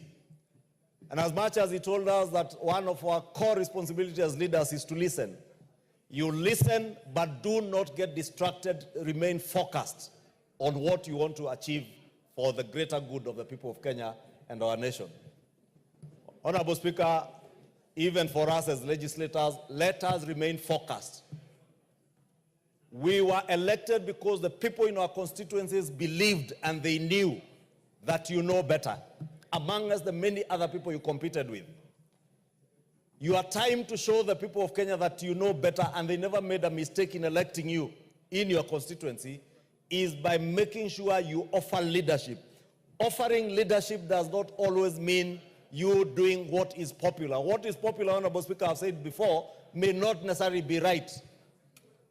When we tend to act out of political expediency and play into the gallery, we may be doing all the wrong things. But when you do what is right, time will vindicate you. And I am confident, Honorable Speaker, time will vindicate this administration, the Kenya Kwanza administration. Time will vindicate the president.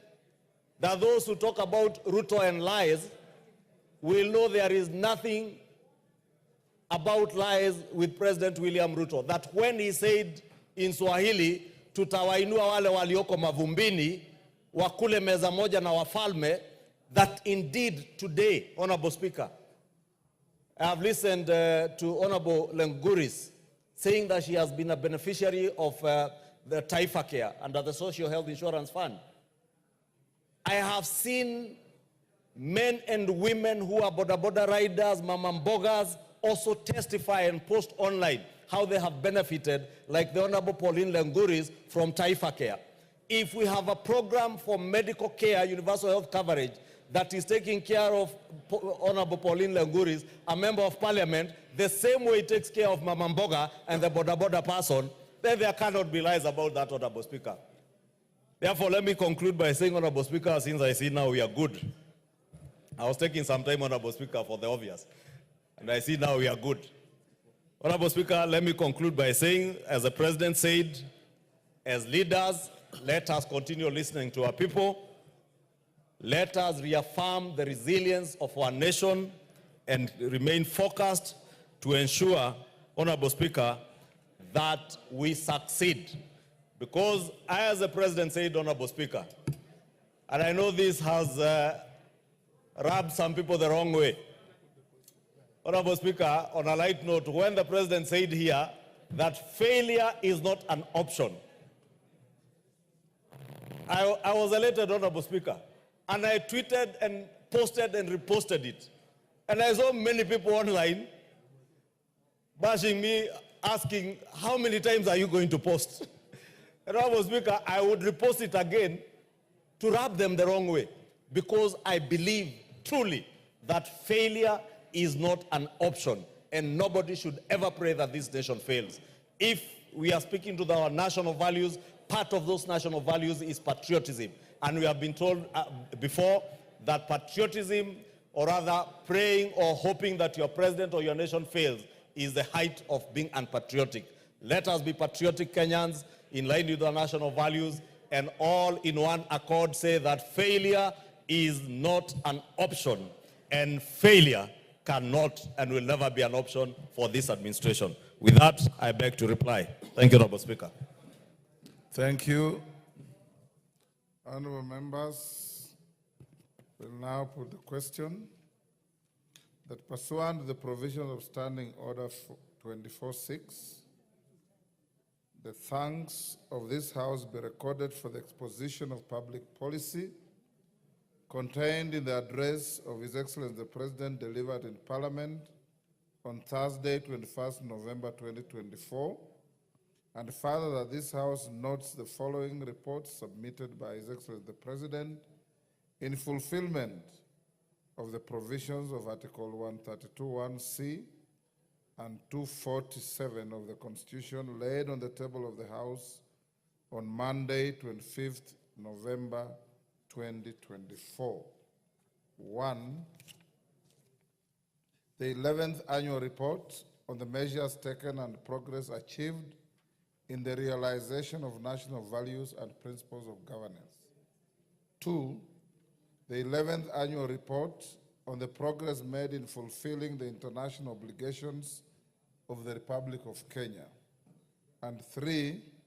The Annual Report to Parliament on the state of national security. As members of that opinion say aye. Will those of the contrary opinion say nay? The ayes have it. Next order. Order number 10, special motion. appointment of a member of Parliament to the Parliamentary Service Commission. Majority Leader. Thank you, Honorable Speaker. Honorable Speaker, I beg to move that pursuant to the provisions of Article 127(2)(ci) of the Constitution, this House approves the appointment of Senator Wahome Wamatinga, MP, to the Parliamentary Service Commission to fill the vacancy occasioned by the resignation of Senator John Derito Kinyua, MP. Honorable Speaker, this is a very simple motion. It's for approval of a commission of the Parliamentary Service Commission following the resignation of Senator Kinyua, the Senator for Laikipia, and the eventual appointment and election in the Senate, because Senator Kinyua was a representative of the Senate in the Parliamentary Service Commission, which, Honorable Speaker, you chair. And this House last week, the other houses in Senate, did approve the appointment of Senator Wahome Wamatinga. Senator Wahome Wamatinga is a senator for Nyeri County and a very focused gentleman, a very good legislator, serving his first term in the House. And Honorable Speaker, I would no doubt believe, and I want to believe, Honorable Speaker, that Senator Wamatinga will serve very well in the Parliamentary Service Commission. And since Senator Wamatinga comes from a county that is not so far away from Parliament, Honorable Speaker, the county of Nyeri, and I know there are members of Parliament from Nyeri in the House, and those from Nairobi, the ones I see here, and the environs. And Honorable Speaker, you know, we must tell him he must not be in the commission to represent sectarian interests. But the commission, that what benefits one member benefits the other. What hurts one member should hurt everybody. Because we are all elected members of Parliament, and we represent people equally, Honorable Speaker, in this House. And it is not fair that some members have certain benefits that others do not have. And Honorable Speaker, as the chair of the commission, you have a huge responsibility to ensure that there is some equity. And I know within the budgets of the Parliamentary Service Commission, Honorable Speaker, it is possible to strike a good balance. And I do hope that Senator Wamatinga will bring in his expertise. I know he has been a very good engineer, and he can actually re-engineer whatever goes on in the Parliamentary Service Commission to ensure that there is that equity, Honorable Speaker. Lastly, Honorable Speaker, Senator Wamatinga is an elderly man. He's much younger than the Senator for Laikipia who was there, and I therefore believe that you bring in much more wisdom to the commission. And with you there, Honorable Speaker, you now have two elders. And therefore, I want to believe that you will conduct the affairs of the commission in a very good way, balanced, fair, creating equity, and ensuring that these members in this House and even those in the Senate remain dignified, but also we must also carry ourselves with dignity if we are to be dignified by the public out there. With those very many remarks, Honorable Speaker, allow me to request the Honorable Member for Mombasa County, the Honorable Zamzam, to second this motion in agreement on behalf of the Leader of Minority who is away. And I beg to move, Honorable Speaker, and request Honorable Zamzam to second. Mama Zamzam, unatoka harusi nini? Natoka kutoa mahari mahali, Mheshimiwa Spika. Mheshimiwa Spika, asante sana kiongozi wa wengi, na mimi niweze kuunga mkono uteuzi wa Commissioner Matangi na niweze kumwambia kuwa Wamatinga wajua majina nayo pia haya. Commissioner Wamatinga niweze kumpongeza kwa kuweza kuteuliwa kama commissioner, na kitu ambacho mimi nataka kumuelezea ni kuwa shike wabunge wamekuja hapa na tunajua masuala ya wabunge yanaangaliwa na hawa makamishna. Wahakikisha wanafanya usawa. Kuna wabunge hapa ulia wakatatizika, Mheshimiwa Spika, lakini sasa kitu tunasema, mkipewa nafasi hizi na nyinyi kumbukeni wenzenu. Manake pia sisi wapige upatu ili muweze kupata hizi nafasi, muweze kuhudumu katika hili bunge na kuangalia masuala ya wabunge bila upendelevu.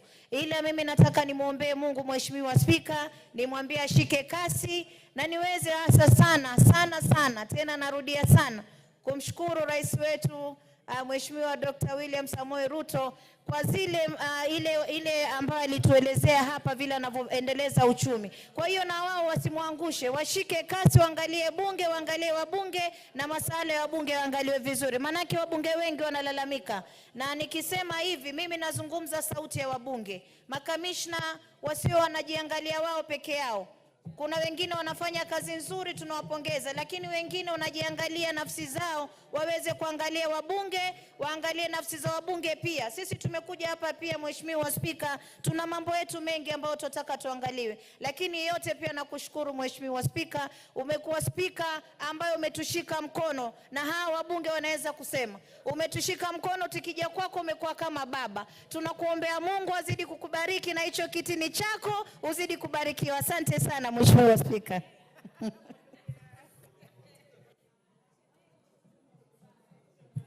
Asante Mama Zamzam. Order, honorable members. Order Nabwin. Take the seat. I now propose the question, which is that pursuant to the provisions of Article 127(2)(c)(1) of the Constitution, this House approves the appointment of Senator Wahome Wamatinga, MP, to the Parliamentary Service Commission to fill the vacancy occasioned by the resignation of Senator John Nderitu Kinyua, MP. Do you really want to debate this?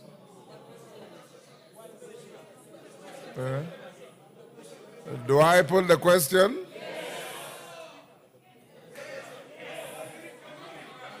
You have more serious business than this. Can we put the question? That is the mood of the House. I now order.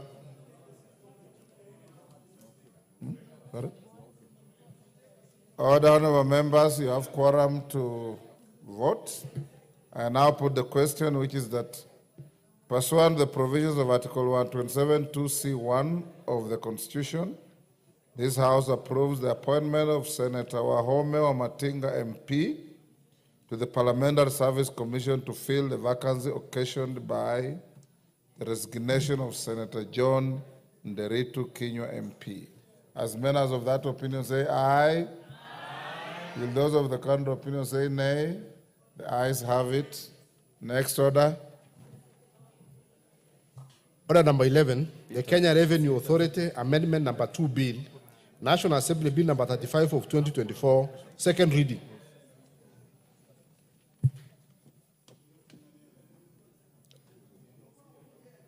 Majority, is that for Majority Leader?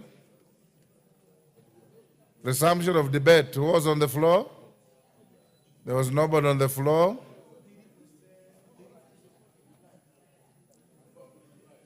Ngusia.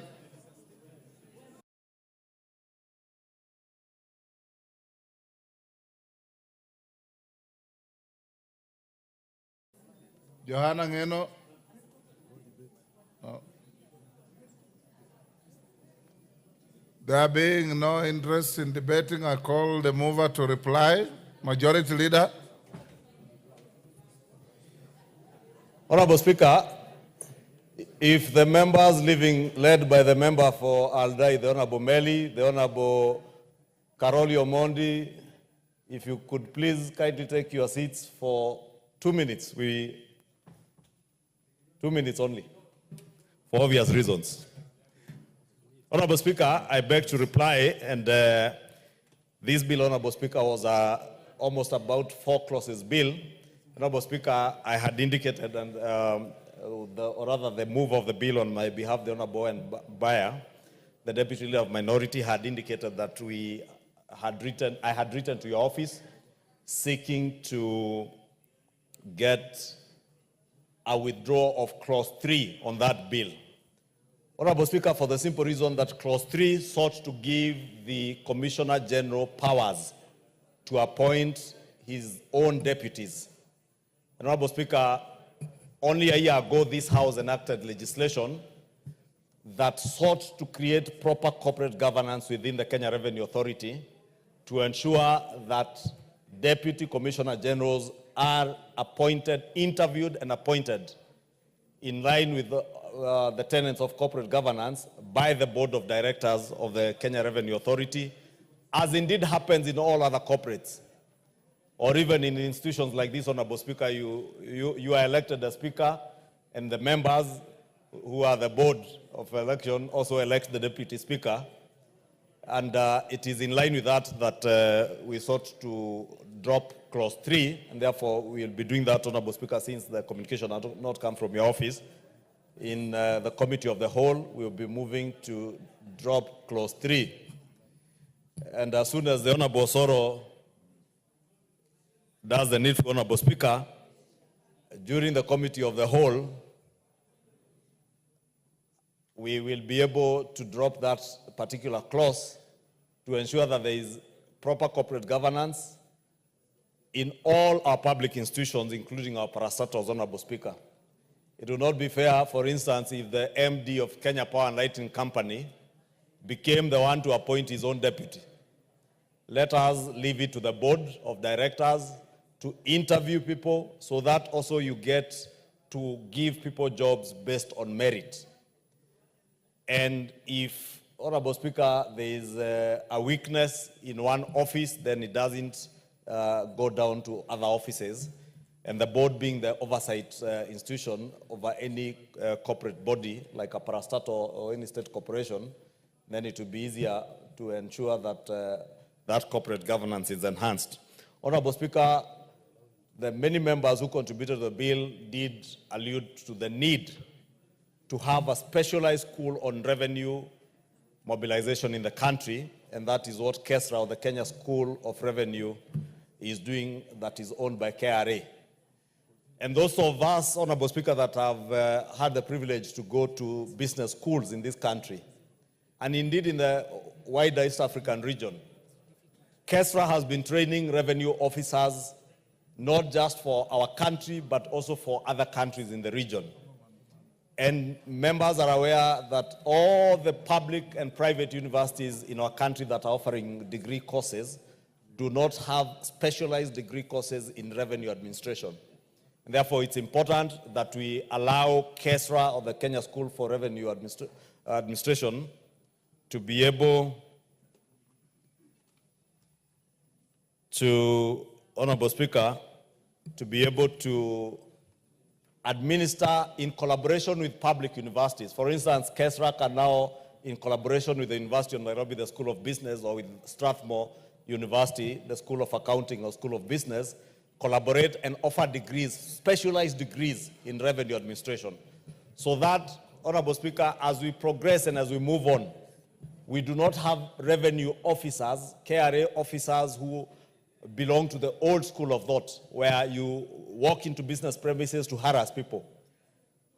The mobilization of revenue in the country must be done in a way that it is respectful to the taxpayers, in a manner that it does not discourage people from investing in business in this country, and in a manner also, Honorable Speaker, that encourages taxpayers to pay revenue or pay their taxes. Therefore, it's important that we empower the Kenya School of Revenue Administration, or KESRA, to be able to train our young people and our young men and women to be able to offer these services in a very good way. Honorable Speaker, I have nothing much to add because this bill, Honorable Speaker, was a very short bill. I was trying to buy time, Honorable Speaker, in reply for other reasons, which I think I'm being encouraged to mention one other thing that I did not mention, Honorable Speaker. Because we know we have already begun the budget making process. And members of the public and ourselves are aware that by October we start beginning, and we begin by collecting views from members of the public and even doing public participation from the National Treasury side. before we eventually get the annual estimates by end of April next year. And I want to encourage all of us to participate in these processes. Many of us wait until the last meeting when the annual estimate books are tabled on the floor to start perusing them and asking, was the road in my constituency, was a water pan in my constituency factored in? This is the time to start engaging with the ministries and departments to ensure that the things you want captured in next year's budget for you is indeed captured. And Honorable Speaker, is factored in next year's budget, so that we make it easy even for KRA, even as we pass this bill for them, when they are training our revenue officers to be able to collect revenue with ease. With those very many remarks, Honorable Speaker, I beg to reply and thank all the members who contributed. Honorable members, I'll now put the question at order number 11, which is that the Kenya Revenue Authority Amendment number 2 Bill, National Assembly Bill number 35 of 2024, be now read a second time. As many of that opinion say aye. As many as of the contrary opinion say nay. The ayes have it. A bill for an act of parliament to amend the Kenya Revenue Authority Act. Next. Carol Omonde, I see you on intervention.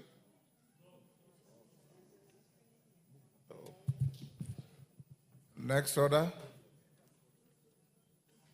Order number 12, motion, consideration of mediated version of the Division of Revenue Amendment Bill, National Assembly Bill number 38 of 2024.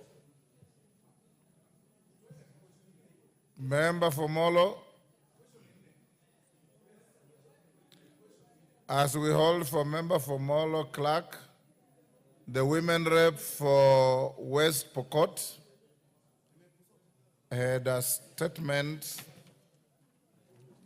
at order number 7, order.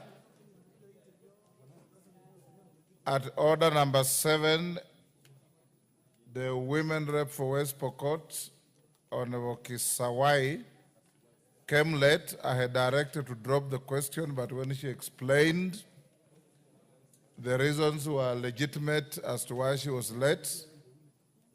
So I'll give her an opportunity back at order number 7 to request for her statement. Tongoyo, the statement is directed at you. Kisawai. Kasiwai. I have a village in Bungoma called Kisawai. Sorry, Mami, your name is Kasiwai.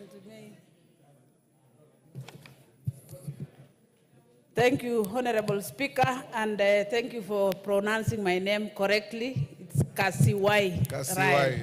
Thank you. Honorable Speaker, pursuant to the provisions of Standing Order 44-2C, I wish to request for a statement from the chairperson of the Departmental Committee on Administration and Internal Security regarding the security situation in Chesagon area located on the border between Elgeyo Marakwet and West Pokot counties. Honorable Speaker, the Chesagon area has for long experienced periods of insecurity with recurring incidences of violence and banditry attacks. The recent conflicts along the Pokot-Marakwet border have particularly devastated the Jeptulel area, resulting in the closure and desertion of essential facilities, including schools and hospitals. Consequently, Mr. Speaker, the residents of the Chesagon area have been forced to vacate their homes due to persistent security concerns that have plagued the region. The current situation has led to abandonment of homes, which continue to deteriorate and severely impacting the lives and livelihoods of the thousands of residents in that area.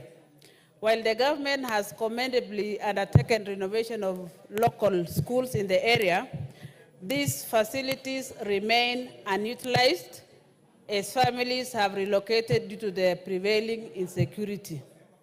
Honorable Speaker, it is against this background that I request for a statement from the chairperson of the Departmental Committee on Administration and Internal Security on the following. 1.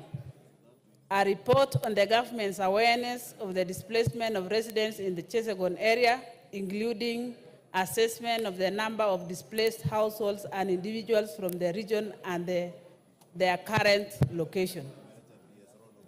2, I want to know the plans the government has, if any, to provide building materials and support to displaced residents to facilitate the reconstruction of their homes and strengthen community resilience. 3, I want to know what the long-term strategy to address and permanently resolve the persistent insecurity issues and cross-border conflicts in the region. And lastly, I want to know if the government, I want to know the status of the establishment of the army camp in Sokoto area in the region, which was intended to help reduce insecurity in the region. Thank you, Honorable Speaker.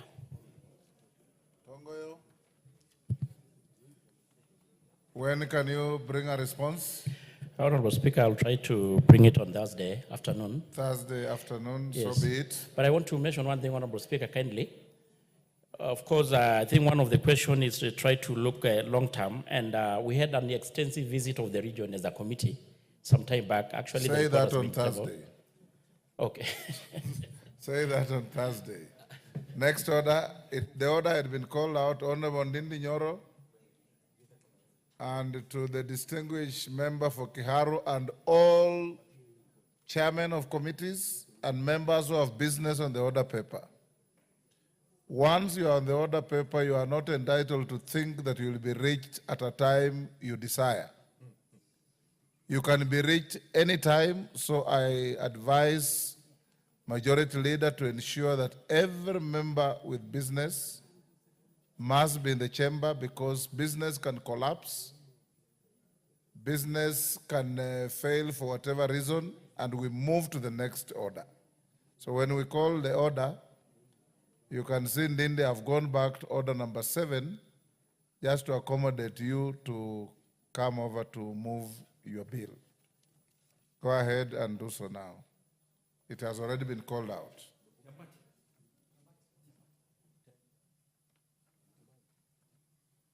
Order number 12. Motion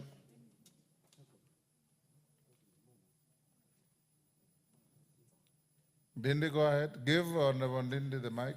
Thank you very much, Honorable Speaker.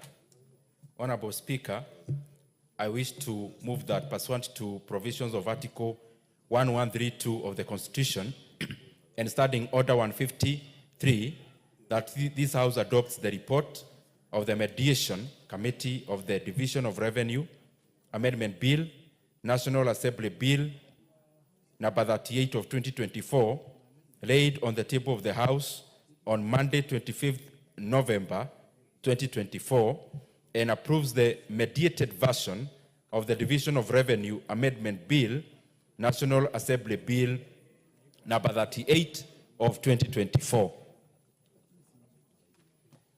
Honorable Speaker, I first of all wish to thank all the members of the Mediation Committee, the members who spent long hours in trying to mediate this matter between the National Assembly and the Senate. Honorable Speaker, also, I wish to thank the members of the Senate who attended the mediation sessions led by the chair or the co-chair, Honorable Ali Romba. Honorable Speaker, on the onset, when we met in the mediation, we agreed that we are all members of Parliament, that is the National Assembly and Senate, and that there was no tussle between our start points. It was just a matter of exchanging ideas so that we come up with the optimal level in terms of the division of revenue bill. And Honorable Speaker, as has been misconstrued before, mediation, we don't meet because we are putting on different sides. We meet because we are looking for the best option for the country. And that is why even when the mediation sessions were very heated, Honorable Speaker, we were able to conduct all the sessions with a lot of decorum, and of course based on the fact that we were looking for the best figure for our counties, but also that what the country would afford, Honorable Speaker. The genesis of this process, Honorable Speaker, is that we came to this house in the around mid of this year. We passed what we call the budget. What we usually call the budget is the appropriations bill, Honorable Speaker. And after that, Honorable Speaker, is that we went ahead and we had already passed the division of revenue bill. Honorable Speaker, there needs to be alignments between the appropriations bill, the division of revenue bill, Honorable Speaker, and also CARA. And Honorable Speaker, then the predicament in the mediation committee this time was that this was a time unprecedented. There has never been a situation where we are meeting to revise the division of revenue bill downwards. All the time, if there has been any variation, has been enhancement. And therefore, Honorable Speaker, the first question that we had to scratch our heads to get the answer is the process to which we need to arrive at this, at the figure we ended up arriving at, Honorable Speaker. And I say so because, Honorable Speaker, when we amend the division of revenue bill, that has to also go in tandem with CARA. Honorable Speaker, as it has now, CARA already has a memoranda from the President. And therefore we need to pronounce ourselves on that. And it needs to that majority in both houses. That is the National Assembly, but also, Honorable Speaker, the Senate. And we, first of all, had to find a pathway that even before we talk about the content, we needed to be sure that the pathway after the conclusion of the mediation committee will be anchored in law and will be anchored in the documents that you've already passed. To cut the long story short is that, Honorable Speaker, in terms of the pathway, the mediation report that we are passing today, Honorable Speaker, has a figure of 387 billion Kenya shillings. Last financial year, Honorable Speaker, the shareable revenue to our counties was around 385 billion Kenya shillings. But, Honorable Speaker, the version that we amended in this house after what happened in the country in July is that we actually passed here 380 billion Kenya shillings. But in the budget now, it appears like the counties are getting 410 billion Kenya shillings. In the previous one that we passed, Honorable Speaker. But this is so because there were carryovers of 30 billion Kenya shillings, Honorable Speaker, and therefore the shareable revenue of 380 plus the 30 carryovers, that is what now reflects in the current budget of Kenya shillings, 410 billion shillings. Honorable Speaker, I'm saying this so that members can also appreciate also the figure that we have and also the modalities around it. But then, this is the issue, Honorable Speaker. The version that we are passing today, and I'm beseeching this House to pass, reflects a figure of 387 billion shillings. But, Honorable Speaker, the appropriations bill that we passed, that is supplementary one, shows that that figure is 380 billion. Honorable Speaker, we also have CARA, which we had forwarded to the President with a figure that was previously there of 400.1 billion shillings, but was sent back with a memoranda, Honorable Speaker, And to overturn that memorandum from the president, we require that this House has to have 2/3 majority, and also the Senate has to have 2/3 majority. All these things are important for members to know that even after here, there is some process to go. Honorable Speaker, in arriving at this figure, we have several figures which I want to mention. The figure that we had passed in the budget, in the appropriations bill, was 400.1 billion shillings. The figure we ended up passing in supplementary one is 380 billion Kenya shillings. The figure that the Senate were requesting that we sustain is the 400.1 billion Kenya shillings. But Honorable Speaker, now we have a figure of 387 billion Kenya shillings, which is an enhancement from last financial year of around 2 billion shillings, but an enhancement from what was already passed in this House, Honorable Speaker, of 7 billion, because we had passed 380 billion Kenya shillings. But Honorable Speaker, this figure also is higher than what is required constitutionally. Constitutionally, Honorable Speaker, the shareable revenue should form around not less than 15% of the revenues in the last audited, Honorable Speaker. As it is now before us, Honorable Speaker, we are now doing over 24% of the last audited revenues, Honorable Speaker, which is thus to show that this House supports devolution, as our brothers and sisters in the Senate also do. And that is why even when we met, there was no acrimony, because we all knew that the monies that are going to our counties are still going to serve the Kenyan people.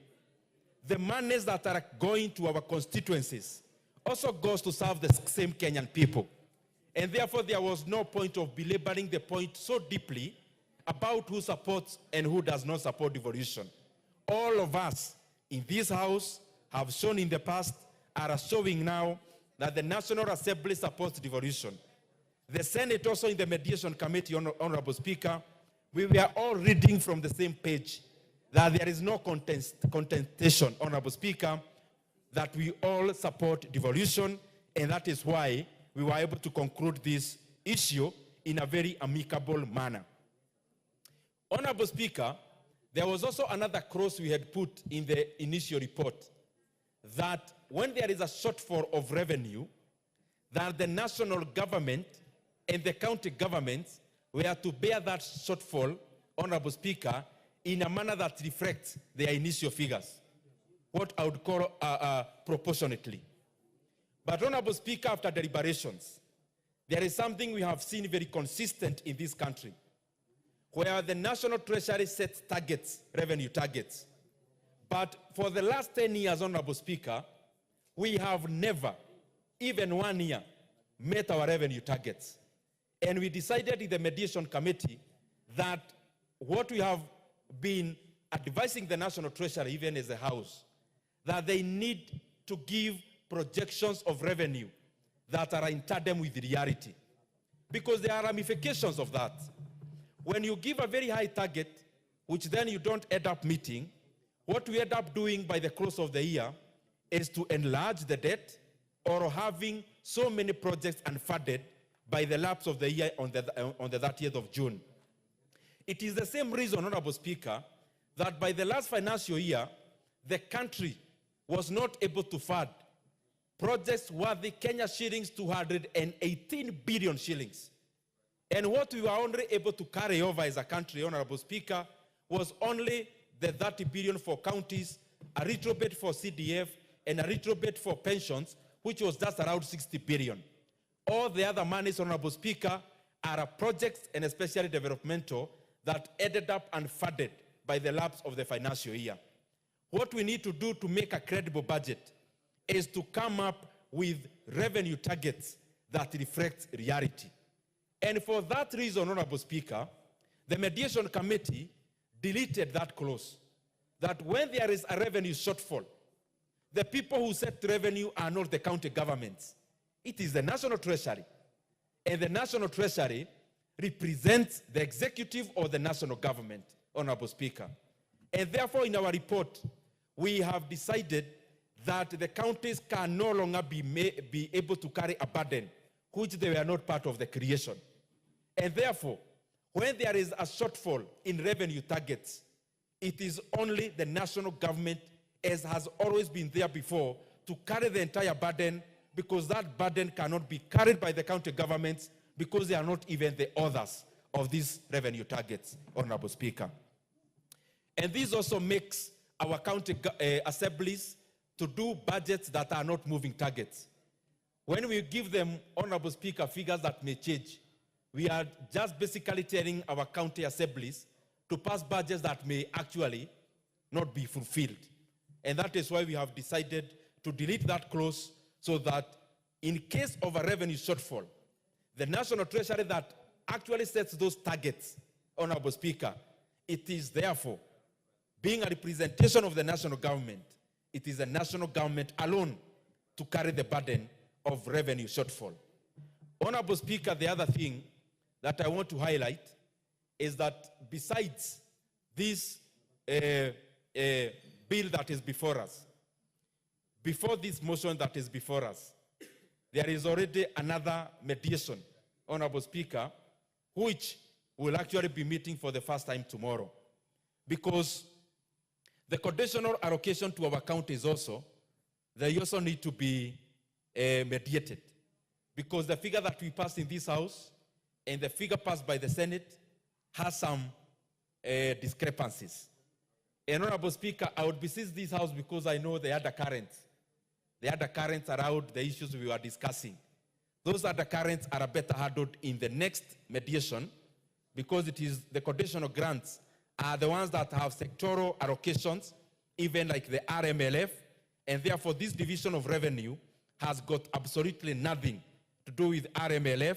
It is the next report, Honorable Speaker, that then contains that. And I hope maybe by that time we will exercise our debate on that matter during that debate, because that is where it is domiciled. However, Honorable Speaker, in conclusion, I wish to thank our county governments. I wish to thank our governors. They have been doing a credible job. They have been trying their best under the circumstances that we are in terms of the finances.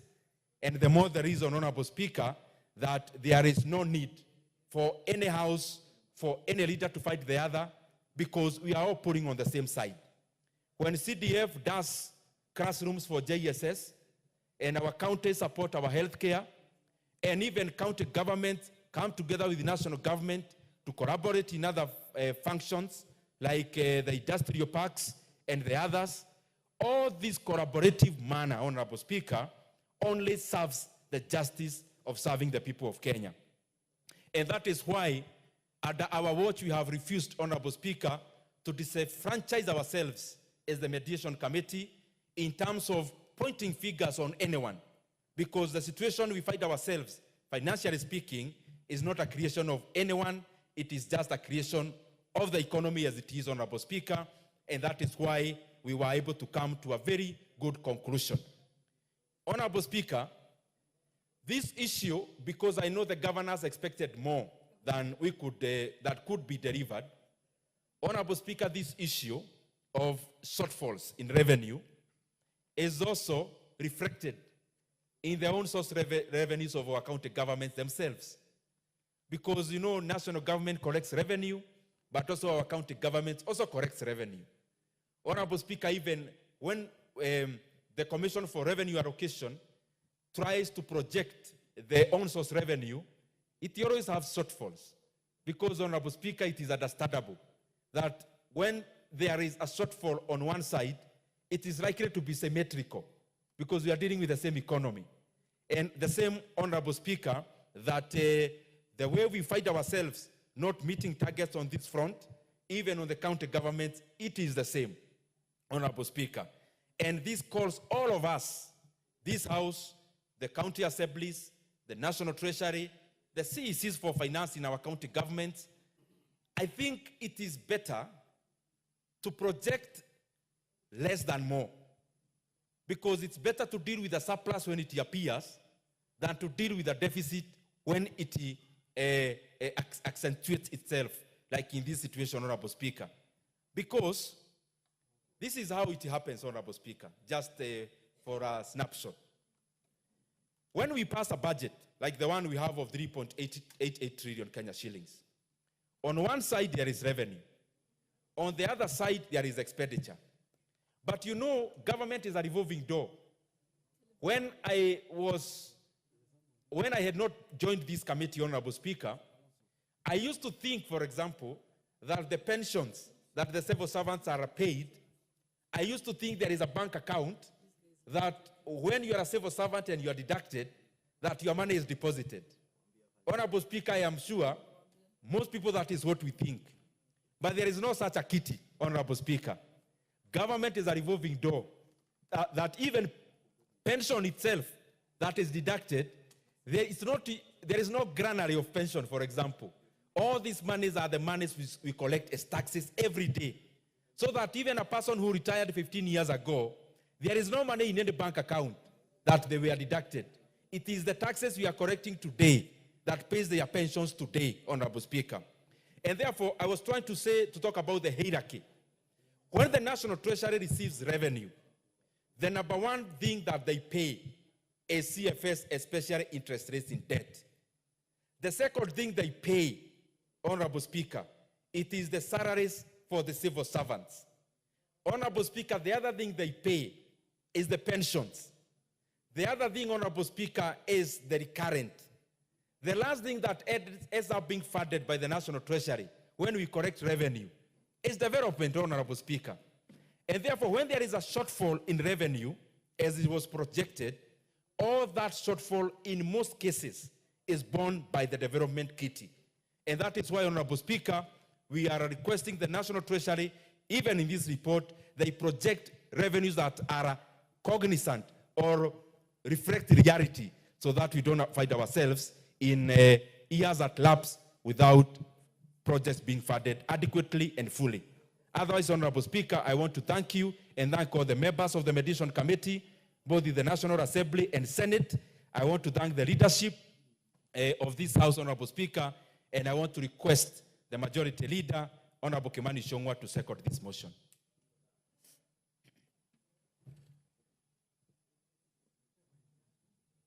Thank you, Honorable Speaker. Allow me first to thank our Chair, Budget and Appropriations Committee, who also was co-chairing the mediation committee between us and the other House, and all the members of this House and the Senate who engage in this very rigorous mediation process. Honorable Speaker, every mediated bill is a question of big give and take, and I must thank even the senators who had otherwise taken a very intransigent position or standing with governors to ask for 400 billion. And I must thank them for eventually seeing the light and appreciating that as much as we are all desirous of giving even beyond 400 billion shillings to our counties, those resources are not there. And since we all live in this country, we know what happened with the loss of the finance bill. The projected revenues, as at the time the first division of revenue bill was being done, are not the same today. They had to be reviewed downwards because of the loss of the Finance Bill 2024. Honorable Speaker, in that give and take spirit, the Senate, together with the Council of Governors, I know they may not be very satisfied with this figure of 387.425 billion shillings going to the counties, but a great improvement, Honorable Speaker. This now constitutes 24.67%, almost 25% of the last audited accounts, I think, of the year 2021, Honorable Speaker. And therefore, it tells you that progressively the money going to our county governments is increasing every year. And indeed, it was the spirit of this House and the government to give our counties 400 billion shillings. You remember, Honorable Speaker, in the year 2020-2021, we had a similar significant increase in the shareable revenue going to our counties. And in one particular year, we increased the county shareable revenue by 50 billion shillings. But that, Honorable Speaker, was on the understanding between us following a mediation process again with the Senate and an agreement with the Council of Governors that they would then seed ground on the question of the revenue coming from the fuel levy fund. It's sad, Honorable Speaker, that our governors and the Council of Governors is now reneging on that very good gentleman's agreement and pitting ourselves against them. Honorable Speaker, the money that goes to the constituencies for fuel levy, at the time we increased by over 50 billion shillings the shareable revenue, was on the understanding that most of that money would be going towards rehabilitation and maintenance of roads at the county level. Today, Honorable Speaker, and I don't know whether I will speak for Kiambu County or it is indeed the case in all our counties, county roads are not being done at all. Members of the public have become accustomed now that they can only go to their women rep or their member of parliament to get a road fixed, even roads that are not under the purview of members of parliament or the constituency roads committee. Honorable Speaker, I want to take this opportunity to beseech the Council of Governors, and I know they have new leadership now, to drop the cases in court. Those cases are not helping them. They are not helping the country. They are simply holding services and the maintenance and rehabilitation of roads around the country at ransom because governors want more money. And this insatiable thirst for resources, Honorable Speaker, should come with service delivery. My problem with many of our governors is that the resources that go to the counties don't commensurate with the services being given to the people. Around the country, and it is not lost on us, Honorable Speaker, that even the NGCDF matters, the Council of Governors had a huge role to play even in the courts. And we know who are the sponsors of the people who are in court on the NGCDF matter.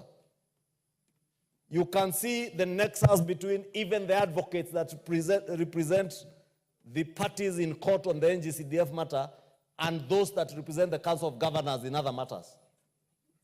This is not how to expend public resources, institutions of the same government, same country taking each other to court. And I really want to plead with governors. Since the mediation committee of the National Assembly went into this mediation process with clean hands and in good faith, mediated in good faith, and even has ceded to resources that the chairman of the Budget and Appropriation Committee can tell you, these resources are not there. We are only hoping that with the anticipated passage of the tax and business laws, we may be able to get a bit of more resources to be able to cater for this.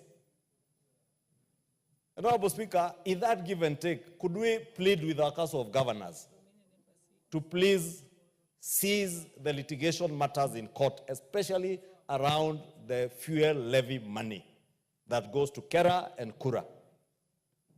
These national agencies maintain roads around the country.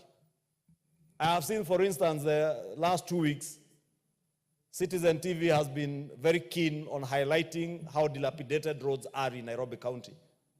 And I saw the governor of Nairobi saying, for instance, Jogoo Road doesn't belong to me, it belongs to the national government. Fact, it does belong to the national government.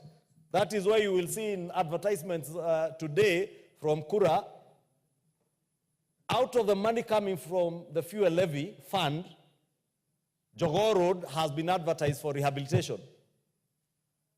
The president was in a church the other Sunday in Soweto, in Embakasi East constituency, represented by Honorable Babu Owino.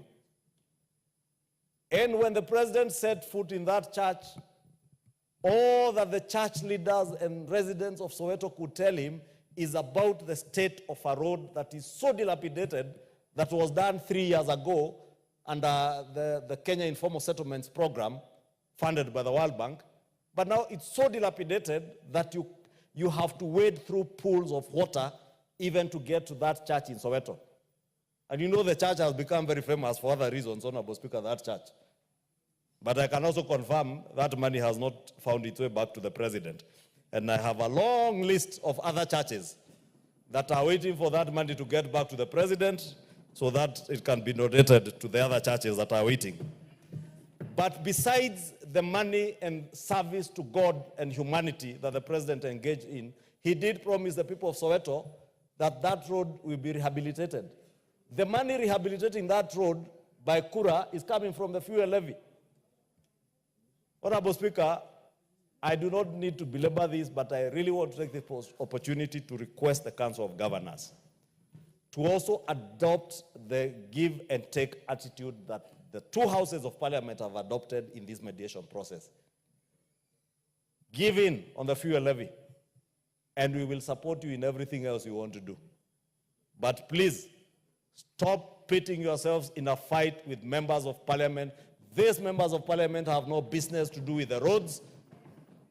And with all due respect to the former Prime Minister, I know he had his view, and I have engaged him on it, because these members of parliament are the first point of call by their constituents when roads are dilapidated in their constituencies. Governors are never seen anywhere.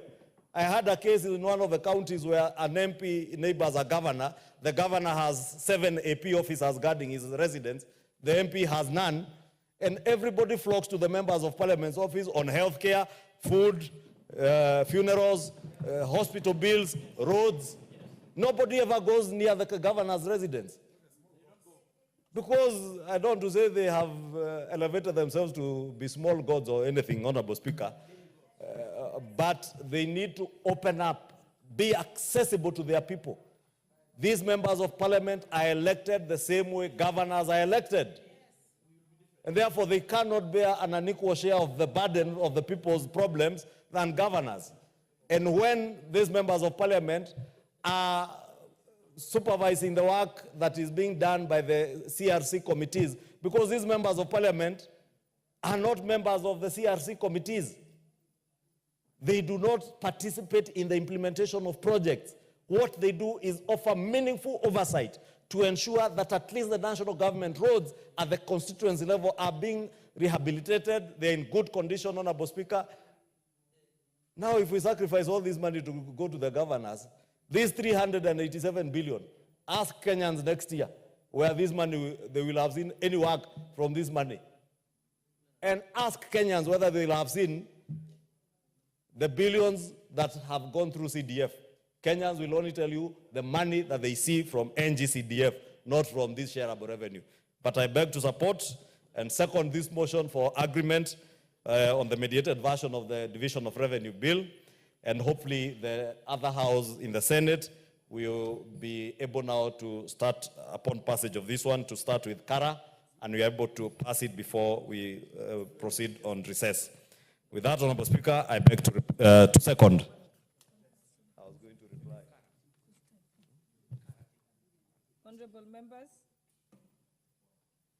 allow me to propose the question that pursuant to the provisions of Article 1132 of the Constitution and Standing Order number 153, this House adopts the report of the Mediation Committee on the Division of Revenue Amendment Bill, National Assembly Bill number 38 of 2024, laid on the table of this House on Monday, 25th November 2024, and approves the mediated version of the Division of Revenue Amendment Bill, National Assembly Bill number 38 of 2024.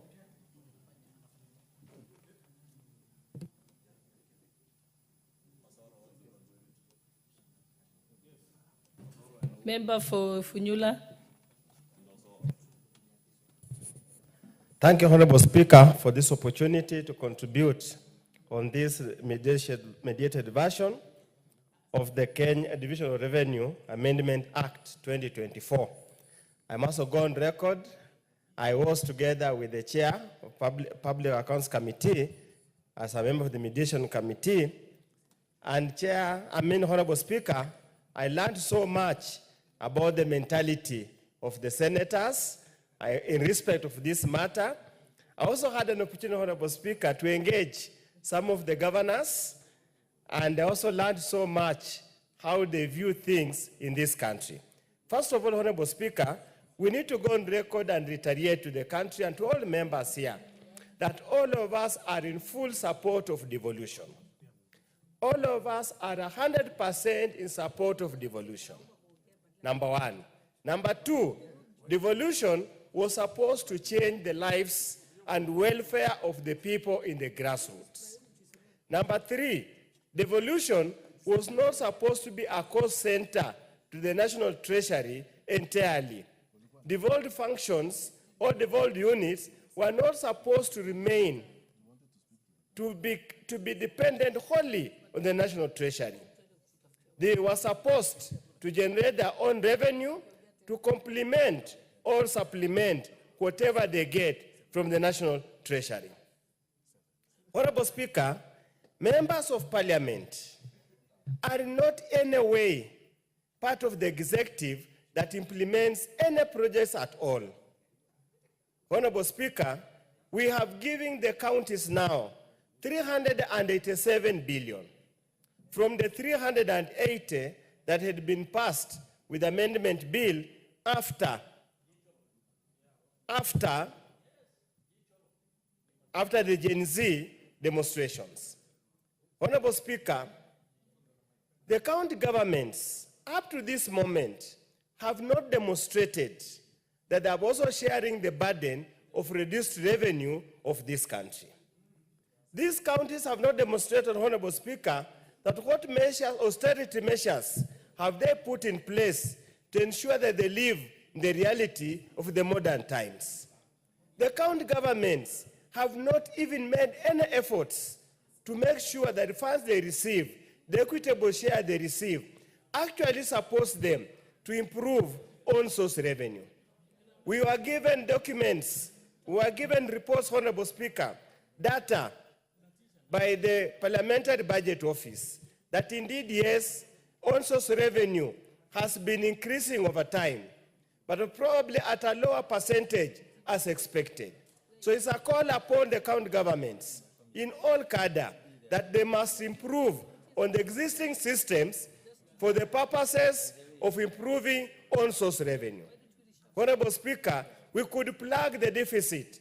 We could plug the deficit that is so-called that they are talking about. There is a lot of potential. Honorable Speaker, how do you explain that Nairobi County would still depend on National Treasury, yet the source of revenue for Nairobi County is boundless, is massive? Can we curb on corruption? Honorable Speaker, I have seen the President's speech addressed to the national state of the nation. The emphasis on corruption. We never intended to devolve corruption. When we devolved systems, we expected the county governments to work. Honorable Speaker, when we go to the constituencies, and I must testify here, since today morning, Honorable Speaker, I have received 5 calls from my constituencies looking for money to pay medical bills. Some for delivery in maternity, some for basic malaria, some for fractures, some for basic ailments. So I keep on asking them, how come the county government has got devolved funds on health? They collect some user charges. Where does the money go to? Honorable Speaker, sometimes it is frustrating. Indeed, it's frustrating. And I think its time has come. We need to call county governments to order. We never give them money. And while you're at it calling them to order, it's always useful to have the name of the hospital in the handset. Honorable Speaker, as I stand here today, on Monday, today, I have had to send money to bail out to pay a bill at Busia County Referral Hospital. As I speak, Honorable Speaker, there is a patient stranded in a village called Busijo who fractured. When he went to the county government hospital, he was asked to raise 150,000 so that they can undertake surgery. They are saying SHA or Taifa Care does not apply in respect of implant. So they expect me as an MP with my meager income to pay for that kind of expenditure, Honorable Speaker. Yet we appropriate funds here to go to the county and literally solve problems of medical care. We must, as a country, and I want you guys who sit on the government side, honestly speaking, call these governors, you are in good books with them, plead with them that we members of parliament are suffering. We are suffering. Honorable Speaker, as we speak, in many schools in the country, there are no ECD classrooms. The classrooms that we built through CDF is where they have to partition grade 1 and pre-unit. Yet, every year, millions and billions, 387 billion is going to go there. But Honorable Speaker, I can tell you, and I want to echo the sentiment of Majority Leader, by this time next year, the impact of the 387 billion will be hardly noticeable in the this country. Yet the 30 billion allocated to CDF will be seen and felt all over. Probably must start asking ourselves a question. Did we make a mistake on devolution? No, we did not make a mistake on devolution.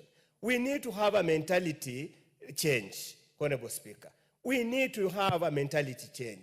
Otherwise, Honorable Speaker, 90% of the Kenyans, if you ask them, they would even call for scrapping of county government so that the money can actually be channeled through CDF with better checks and balances because it's accountable.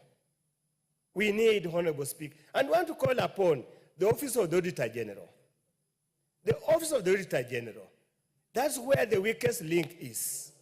We need to be thorough in the audit of these books of accounts prepared by the various county governments. We want to call upon the control of budget. It's not easy, it's not good enough to go and lamenting in public, yet their office approves illegal and unlawful expenditure that do not end up supporting the local mwananchi on the ground. Finally, Honorable Speaker, we want to make it very clear that the RLMF is not MP's money. CDF is not MP's money. RLF undertakes roads that many times are allocated to Kera, and some even belongs to the county governments. The county governments deliberately neglects to fix those roads. And yet, these are wananchi. The mwananchi will come and tell you, Honorable Member of Parliament, mimi sijui kama mimi ni mtu wa devolved function ama ni mtu mimi wa Kenya. All they know, they are Kenyans, they deserve services regardless where the money is coming from. As we support Honorable Speaker, we want to call them to exercise prudent management of the resources. Otherwise, then, Honorable Speaker, it will keep on casting doubts to those who continuously doubt the efficacy and the usefulness of county governments. With those remarks, Honorable Speaker, I support. Thank you. The Honorable Member for Baringo, Honorable Chamatian. Oh, sorry. I know, apologies, Member for Baringo. Let me allow Honorable Osoro, because I know he needs to go and do his other real job. Thank you very much, Honorable Speaker, for this opportunity also to support the report, the mediation report by the Mediation Committee, Honorable Speaker, as proposed by the chairperson, Honorable Speaker. Honorable Speaker, even as we support this report, there is something that we also need to ponder as a House. And even first of all, Honorable Speaker, it's also important for us to guide the members of the public that this is a procedure. There has been a misconception out there that members of parliament are sitting on the county funds, or rather they are fighting the county governments or devolution by not really being able to allocate funds to the counties, Honorable Speaker. That is misleading, and it's a misconception, Honorable Speaker. Because people should know that this is a report. I mean, this is a process where Article 113, Honorable Speaker, of the Constitution directs and guides us that where the bicameral parliament of the Senate and the National Assembly, Honorable Speaker, have divergent views in terms of allocation of these funds, then a mediation committee is formed to fit this purpose. So those people who've been moving around, Honorable Speaker, slandering and telling lies to the members of the public that the honorable members of Parliament are fighting devolution are misleading the members of public. But even then, Honorable Speaker, we live in very interesting times.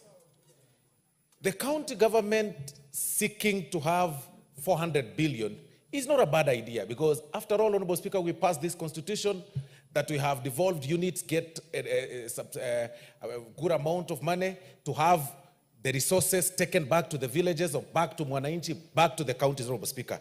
That is not a bad thing. But also, we also need to live in reality. We need to live in reality of time. We need to live and be practical of what happens, what is happening in the country.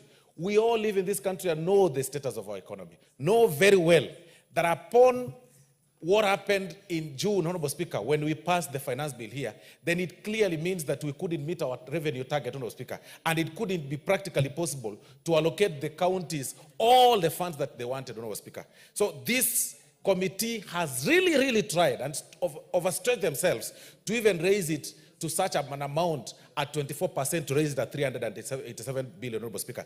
But even then, we then need to ponder ourselves and sit and ask ourselves these very pertinent questions, Honorable Speaker. Where does this money go to? It is going to the counties. It is not the first time these funds are going to the counties. Every county has received funds, all since 2013, Honorable Speaker, to date. But where does this money go to, Honorable Speaker? Where does it go to?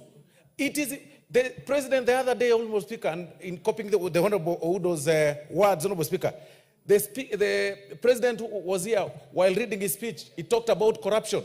If there is a place that we need to fight corruption, it's actually in the county governments. If there is a place there is high level of corruption that is massaged, that is, I mean, we have created demigods, Honorable Speaker, in the name of their excellencies. It's a very bad thing. That you move from county to county, you'll hear very unique problems, Honorable Speaker.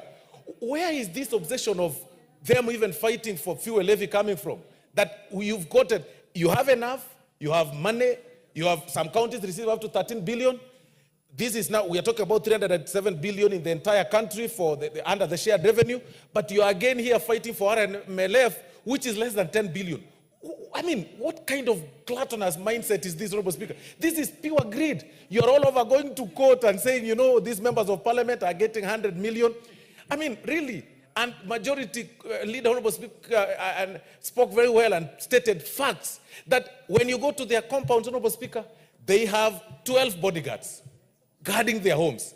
Then they have guys carrying rungus in the name of, they are called, in the name of Kanjo, Honorable Speaker. I mean, they are guarding them. So Raya can hardly reach them. So all those problems are taken to members of parliament who only have one bodyguard, Honorable Speaker, and by the operations, by facts of our operations in terms of our duties, Honorable Speaker, we are ever with the people. So these guys walk around with so many people. Raya can hardly reach them to explain to them their problems. I mean, there are no medicines in hospitals, Honorable Speaker. They are now sabotaging every health system. They cannot build classrooms, Honorable Speaker. I even heard one governor, Honorable Speaker, close to actually in my county, bragging that the KTRH, the Kisi Teaching and Referral Hospital, makes 247 million in a quarter. Really? You are bragging that you are making 247 million in a quarter in a hospital that does not have drugs, in a hospital that does not have doctors, enough personnel, in a hospital that people are dying. I mean, really, why are people attracting cases, Honorable Speaker? I mean, let's ask ourselves this question, Honorable Speaker. Why would one person need 20 vehicles following him, you know, to a function, to a burial function that does not belong to him, does not belong to his relative? 20 vehicles, one carrying a chair, another one carrying a carpet, another one carrying goons, another one carrying a girlfriend, another one carrying water, another one carrying a toilet, Honorable Speaker. How this toilet, what is their toilet special? How do, Honorable Speaker, this is very painful. Kenyans are suffering. Kenyans are suffering under this devolution. The intention of devolution, Honorable Speaker, was to help.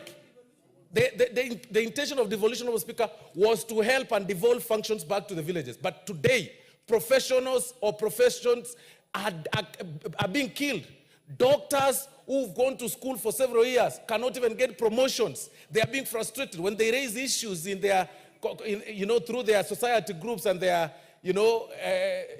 when they raise through their unions, Honorable Speaker, they are threatened, they are fired, they are transferred. I know of one doctor, Honorable Speaker, who is a dentist, Honorable Speaker, because they couldn't agree with the governor, Honorable Speaker, over the affairs, because she sits in a union. I mean, he sits in a union, Honorable Speaker. He was transferred to a village clinic, Honorable Speaker, to a dispensary where he can't practice his practice. He can't do his dental work, Honorable Speaker, just because he questioned the governor over the operations of the county. Honorable Speaker, it is very painful. It is sad. It is very, very sad. Some are actually building their offices, taking a lot of money. Some have even abandoned their offices. They are working from the stadiums. Others have converted their homes to be small state houses where they hold meetings until night. It is a sad situation. And we are calling upon the EACC, even as we seek to approve the nominee for the CEO position, that it is about time you start arresting some of these governors. It is about time you start arresting some of these thieves in the name of their excellencies. In fact, those terms do not belong to them. Those are their excellency thieves, Honorable Speaker. There is no other better term we can call those guys, because we are sending 307 billion, but you'll need a microscope to see what it does. You will need a microscope to see a classroom. You'll need a microscope to identify ECD class. It is a sad situation. I speak with a lot of pain, Honorable Speaker, because we have seen how people are suffering in the villages. We've seen what they do, Honorable Speaker, is to use this money to pay goons. They draw this money, some from their own source revenue, to pay goons, to attend functions, to clap for them. What kind of silly attitude is this? It is just too bad, Honorable Speaker, but I beg to support the report. I hope they will be arrested someday. I just hope they will be arrested someday. Thank you very much, Honorable Speaker. The Honorable Member for Baringo, what's your point of information? Honorable. You are not on record. Honorable Speaker, the whip has just spoken very eloquently about how these governors show uplands and even actually running in convoy. You're on a point of information. Just give us the information. Yeah, he had mentioned about, I heard him talking about, he had seen some governors traveling in a convoy about 50, 60. I just want to inform you that there was a video going around about the governor of Narok going in a convoy about 700 cars using public money to go and open a project being funded by a partner called Amref. That is our governors for you, Madam Speaker. Yes. 700 cars. Honorable Chematia, proceed. Thank you so much, Madam Speaker. From the onset, I want to support this report on division of revenue. And I must say, it took time for the two houses to conclude this report, but it is one report that is going to give counties a reprieve at these trying times and very hard economic times. Madam Speaker, I also sit in the budget, and I am aware that in June this year, we were not able to pass our finance bill as needed for us to do it. And that has shown a lot of deficit, specifically in management of revenues and monies that goes to the counties. I want to say, in my opinion, the drafters of the Constitution had a lot of hope, but at the same time, they also didn't have proper information on how should we elect our governors. Madam Speaker, the money is not a problem. Today we have agreed through the division of revenue that 387 billion is going to be dispersed to the counties. This money, I want to pray that we are going to be able to collect, and we are able to disperse this money within good time, so that the counties will be able to deliver services. But I think, just like most of members have said, we got it wrong from the onset. How we the mode of electing our governors. These are managers of counties. I don't think it was good for the Constitution to subject governors to elections. Because subjecting them to elections means it is the competition versus the resources that someone has. So we were not able to get the quality governors to govern and help the counties, specifically the far-fledged counties. If you ask me, governors should be probably appointees. They should be appointed, and most likely they don't have to come from the locality. These are people who should have the proper career to manage resources. Today, what we are grumbling is the level of incompetence of governors. If you look at the first governors who came in, most of them tried to put structures and to create the functioning of the counties. And subsequently, the second and the third have a lot of imbalances. And it's because we subject them back to elections. And to be a governor in Kenya today, no one uses minimally less than 50 million. I want to ask, even if today we are crying here because we don't have money, and we are complaining about the services that the governors are not giving to the people, I want to say it is the way we introduce these counties. Also, the number of counties in this country is too many. 47 counties is so many, is so much that sometimes you wonder whether we need a village. It's almost like, because we are creating counties on tribal, like Kisii County, we have Turkana County, we have, that is giving that proper corruption to thrive. Because if I am a governor and my locality is, and everyone who is within the locality is my tribe, most likely I will employ probably a relative. The people who help me to campaign are the ones who are going to be the forefront to make sure that they have been employed. And most of them are not always qualified. So we ended up creating small dynasties that is so much embezzling the resources of the people. And more so, it was also it was very wrong for us through the Constitution to devolve sectors like health, or basic education. That is where it's a day-to-day life survival. You go to in my district hospital, a county hospital, Baringo. Barely a week when we were having an event in Baringo, there was nothing in the hospital. You cannot even find a shelf of drugs. And the doctors are always on strike. So there's a problem. And these counties, most of these counties also, Madam Speaker, don't have any revenue. Or even if they do, they collect on source revenue, it is very little money. And if it is there, because of the wage bill, the bloated, every governor comes in, he puts 100 people in payroll. The first one, the second one, so there are a lot of layers of people who most of them are ghost workers. At the end of the day, we are just supervising. These people are supervising incompetence, corruption, and lack of services in the counties. I want to imagine, even if you are the best president in this country, as long as we still have these counties behaving this way, and the same way of how we are electing these governors, because once you are a governor today, and for you to come back, you use probably 3 times the amount you used before. So at the end of the day, I will be going in as a governor. The first thing I will do is to save for me to come back. And at the end of the day, we definitely impede with the services in the county. So, Madam Speaker, as I support all the disbursement of the money, I want to reiterate, the money is not a problem. It is the management of the resources that goes to the county. We also need counties to give us ways like investing in industrialization, ways to generate more income so that they are able to be sustainable and keep the services and provide proper services, specifically health and agriculture.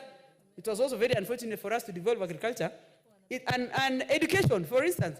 So in ECD, If you are very keen in Kenya today, for most of us who went to school a long time ago, there is a lot of a very distinct comparison of a child who is between class 1 and probably class 4 in the village.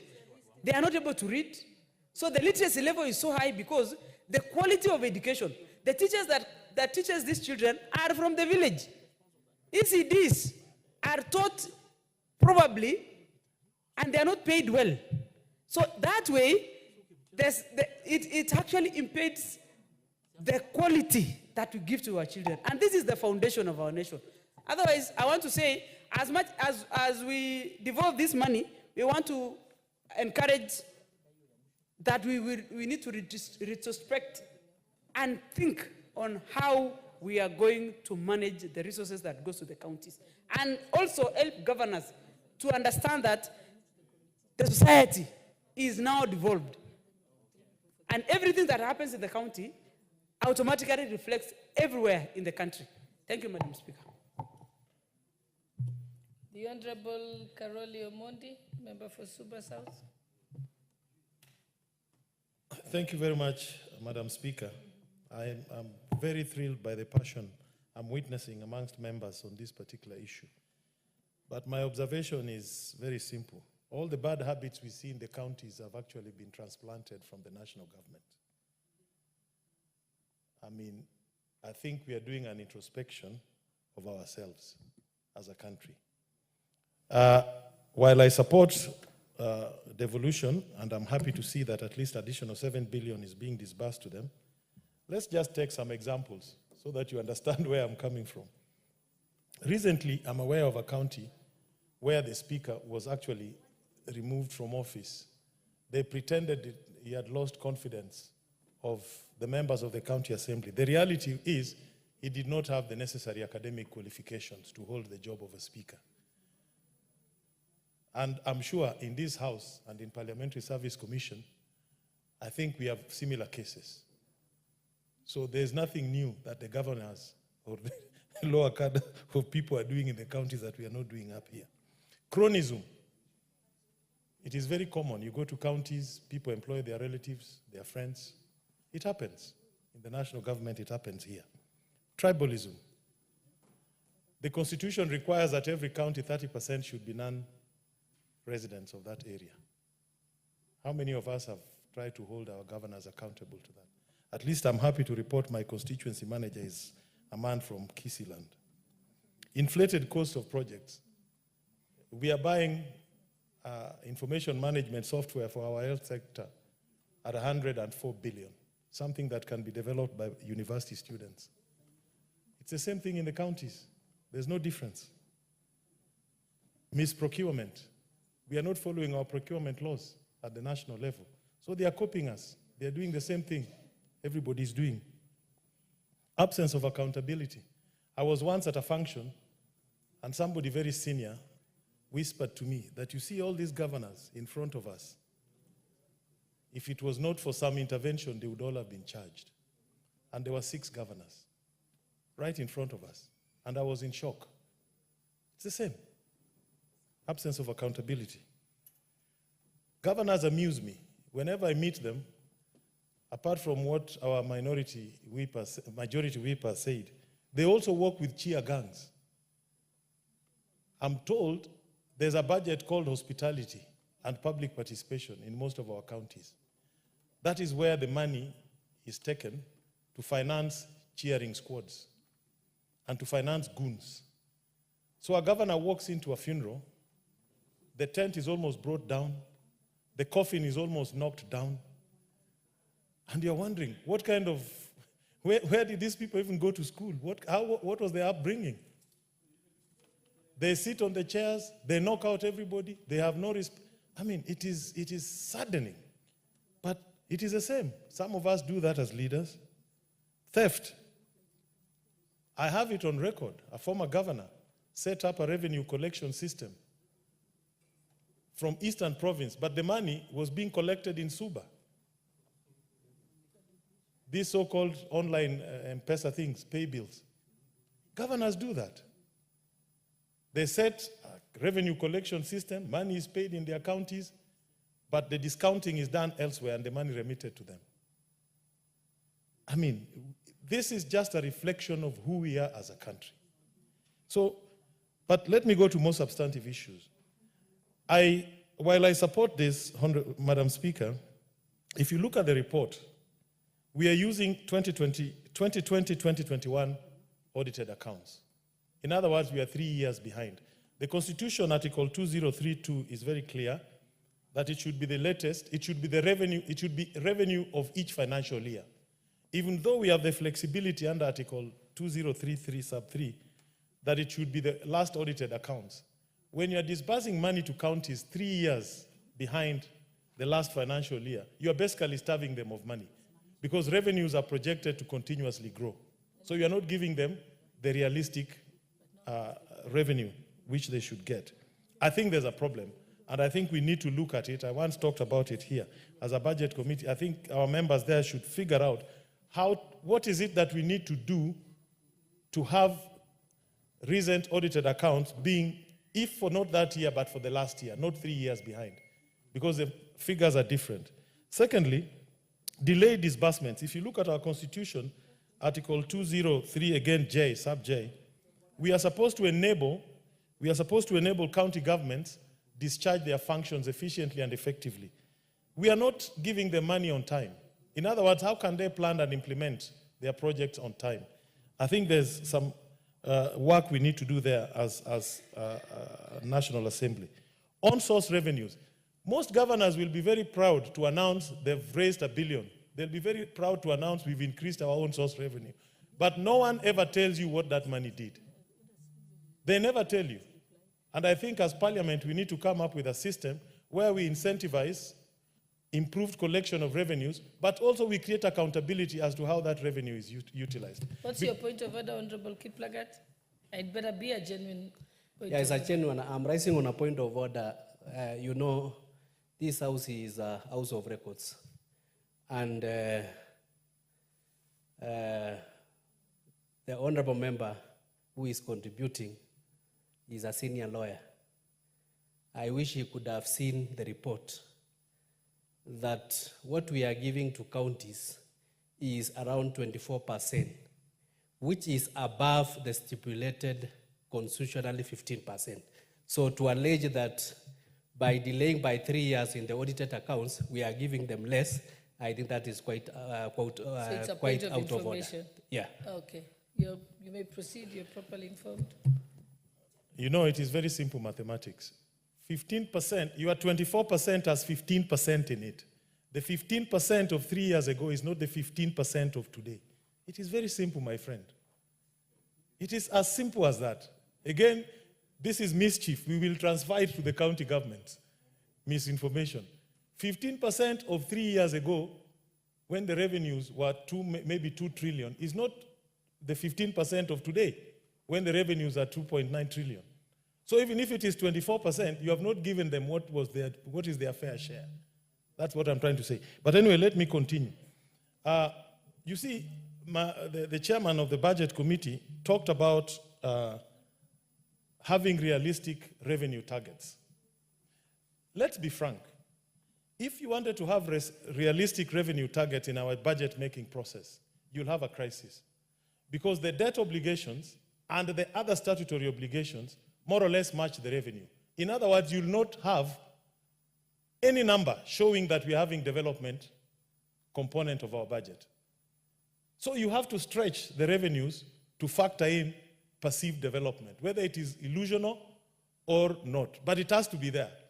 That is the reality. So if you want to remove the stretched revenue targets, then you will have a budget that the revenues purely match standard obligations, debt service, and other recurrent expenditure of the government. And I don't think that politically is tolerable. That is why we must have these aspirational revenue targets so that we can accommodate development. That is the reality where we have found ourselves as a country.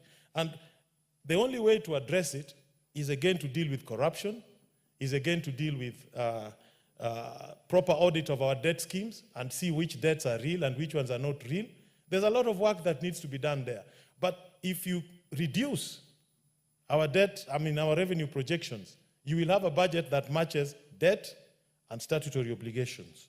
And I don't think that will be politically tenable. The other point I would like to raise, I think it is time that this House did two things. One, it is time that we started making our budget, both at national level and at county level, at and capture them at constituency level.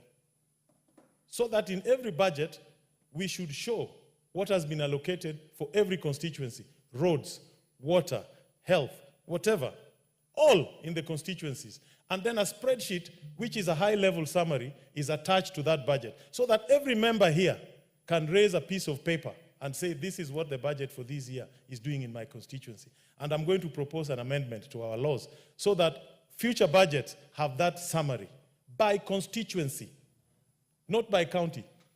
Our country is run on constituency basis, 290 of them.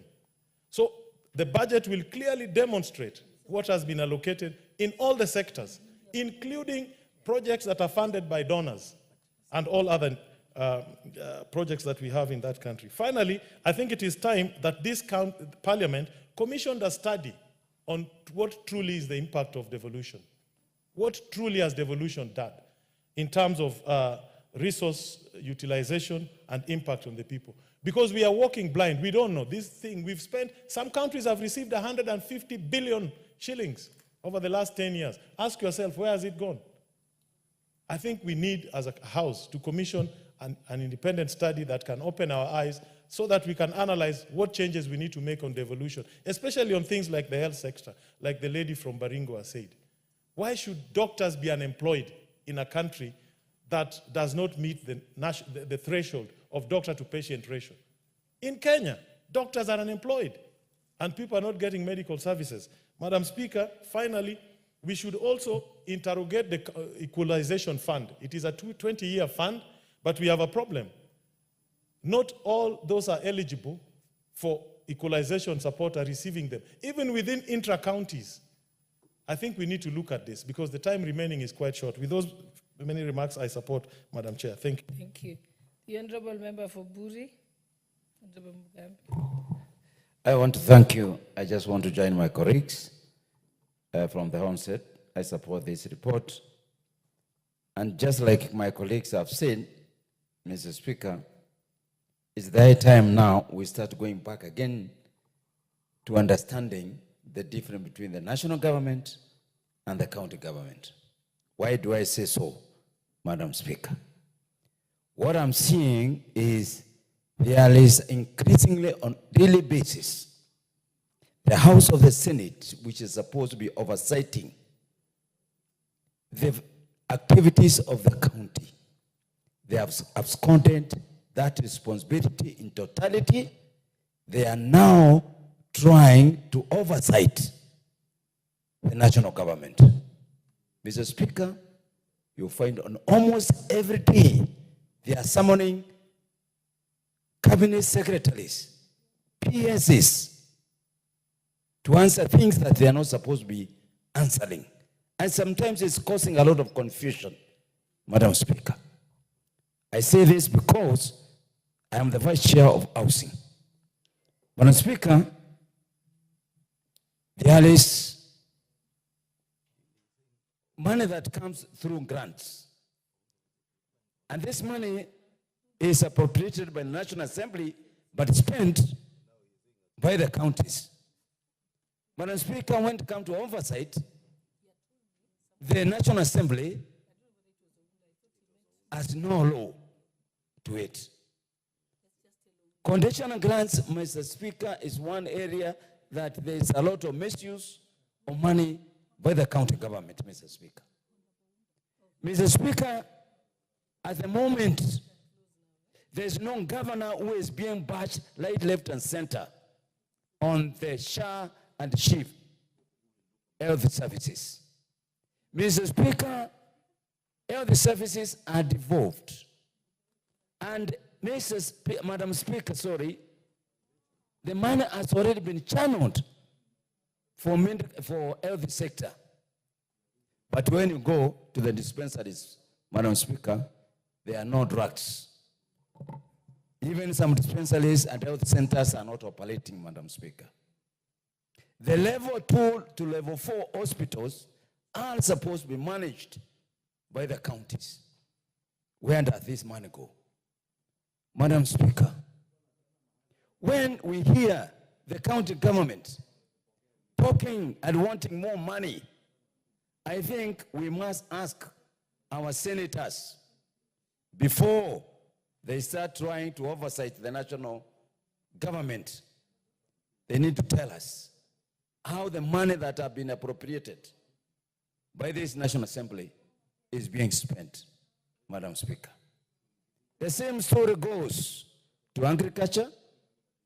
It is only the president and the national government that seems to be answering the questions on food security. Yet we know the money that the governors have been given, there is a high portion on agriculture. It's the right time now we say, let everybody take responsibility of the money they have been allocated to do. What the national government is trying to do on health, agriculture, and the services like water and education, on the basic education, is a complementary responsibility. And I want to thank His Excellency the President that he hasn't taken a backseat in terms of health services, education, agriculture, and trying to find that they need to work together with the county government. Mr. Speaker, the biggest budget of the counties, is on recurrent expenditures, employment. And this is ballooning on yearly basis. When a new governor comes in, comes with their own ways, with their own demands. Madam Speaker, I think we really need to challenge our governors and the counties. There is a lot of talk that we are generating a lot of revenue from the county. I quite honestly can only... What's your point of order, Honorable Nyamai? Thank you very much, Honorable Speaker. I did not want to interfere with the nice contribution by the senior member, but I would like to ask you, listening to the members from both sides, I'm standing on standing order number 95, that the mover be called to reply. Both sides of the aisle, Honorable Speaker, we seem to be agreeing on this motion, and bearing in mind that it is a mediated version, I ask you, Honorable Speaker, that you call upon the mover to reply. Thank you, Honorable Speaker. Yes, but I think I'll allow Honorable Mugambi just finish, and then we can move on to get the mover to reply. I thank you, Madam Speaker. This is a very emotive issue, Madam Speaker. All what we are saying is that we are agreeing. And when we agree on mediated version of the bill, then the county government should not move again and trying to coerce this National Assembly and the national government to agree on other side kicks, like what they are doing on national government, CDF. Now they have come to the sector of fuel. Madam Speaker, I had a teleconversation with the young people of my constituency the day before yesterday. And one of the issues that these people are asking me, what is happening in the road sector? What is happening in the education sector? What is happening in the agricultural sector, in the water sector? And they are telling me as far as they know, what they need is services. But I am telling them, yes, services are delivered through revenue. And so I'm impressing on them that there is money that is under the national government, and there's money that the governors are given. So in as much as that you are saying the president should react to this, the president cannot take responsibility 100%. So let's share responsibilities. And that's why I'm telling the governors, you must start contributing to the development of this country. The only money that is known on loans is Kera loans, 22%, 10%. So, Madam Speaker, if they take this and whatever they have, they cannot even manage. They cannot even produce evidence of performance in every constituency. And I agree with the Honorable Wakil who have just spoken. I think we need to have budget done on constituency basis. And we need to call out civic education so that people can know the responsibilities of the national government and the responsibility of the county government, Madam Speaker. So with those few remarks, Madam, it is so sickening. It is true. We need to now take a step back and start asking. And I encourage Kenyan to continue asking questions. We should tell Kenya to continue asking questions. They should not only ask the national government questions. Let them start questioning their governors. Because I think that's one of the problems that we have in this country. I thank you, Madam Speaker. Thank you. I now call upon the mover to reply. Honorable Speaker,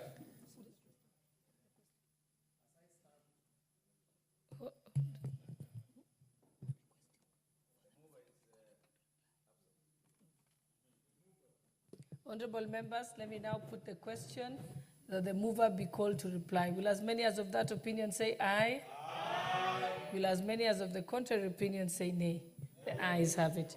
You may now proceed, Honorable Oundo, on behalf of the chairperson. Thank you, Honorable Speaker. I stand on behalf of the chairperson to reply. As I reply, Honorable Speaker, let me take this opportunity to our colleagues who have gotten time to comment on this amendment bill and probably just pick out the mediated version, pick out a few salient issues that need to be very clear. One, Honorable Speaker, there's a general concern the funds going to the counties are not being prudently and properly utilized, and thus I hope that has been very clear to Commission of Revenue Allocation, then Control of Budget, the Office of Auditor Accounts General, and the SEC, that we need to make devolution work. Honorable Speaker, of course, the issue of the delayed disbursement also keeps on featuring and becomes a moving point wherever there is. But that cannot offset the lack of accountability and prudent use. Honorable Speaker, with those many remarks, I move to reply.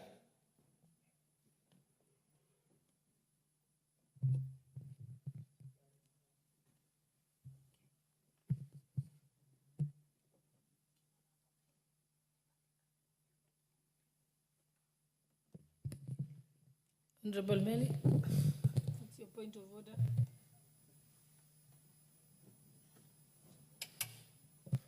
Thank you, Madam Speaker. Madam Speaker, I rise on standing order number 3 that the motion be seconded by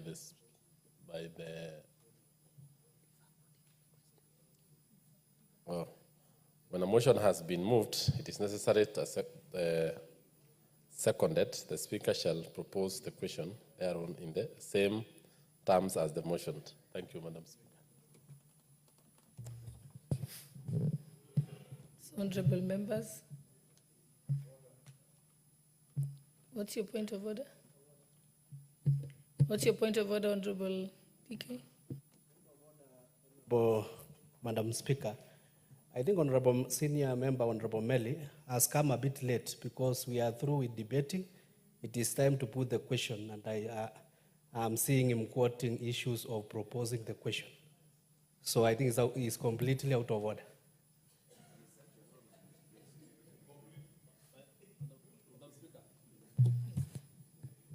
Did you want to propose that we defer the question?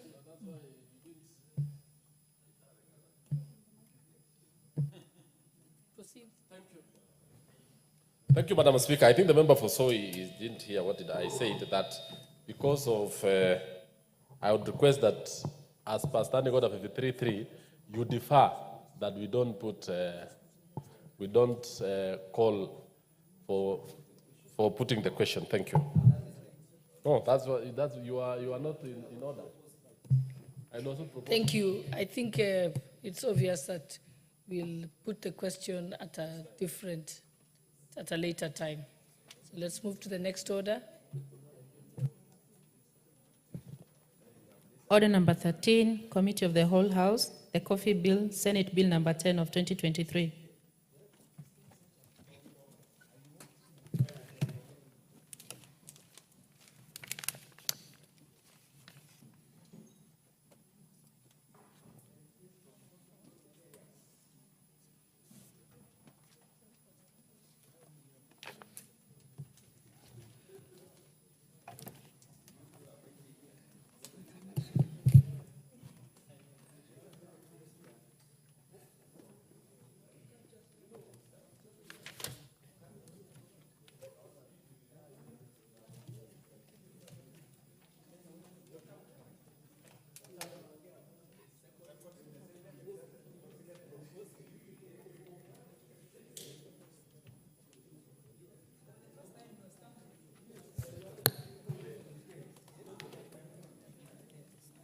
Order, members.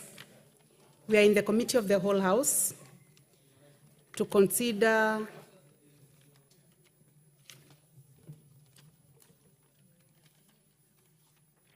the Coffee Bill,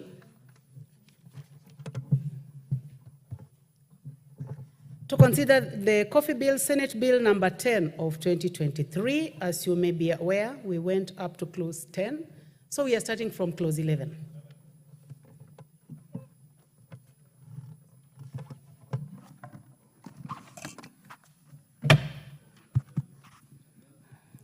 Clause 11. I propose the question that clause 11 be part of the bill. Mover, Chair.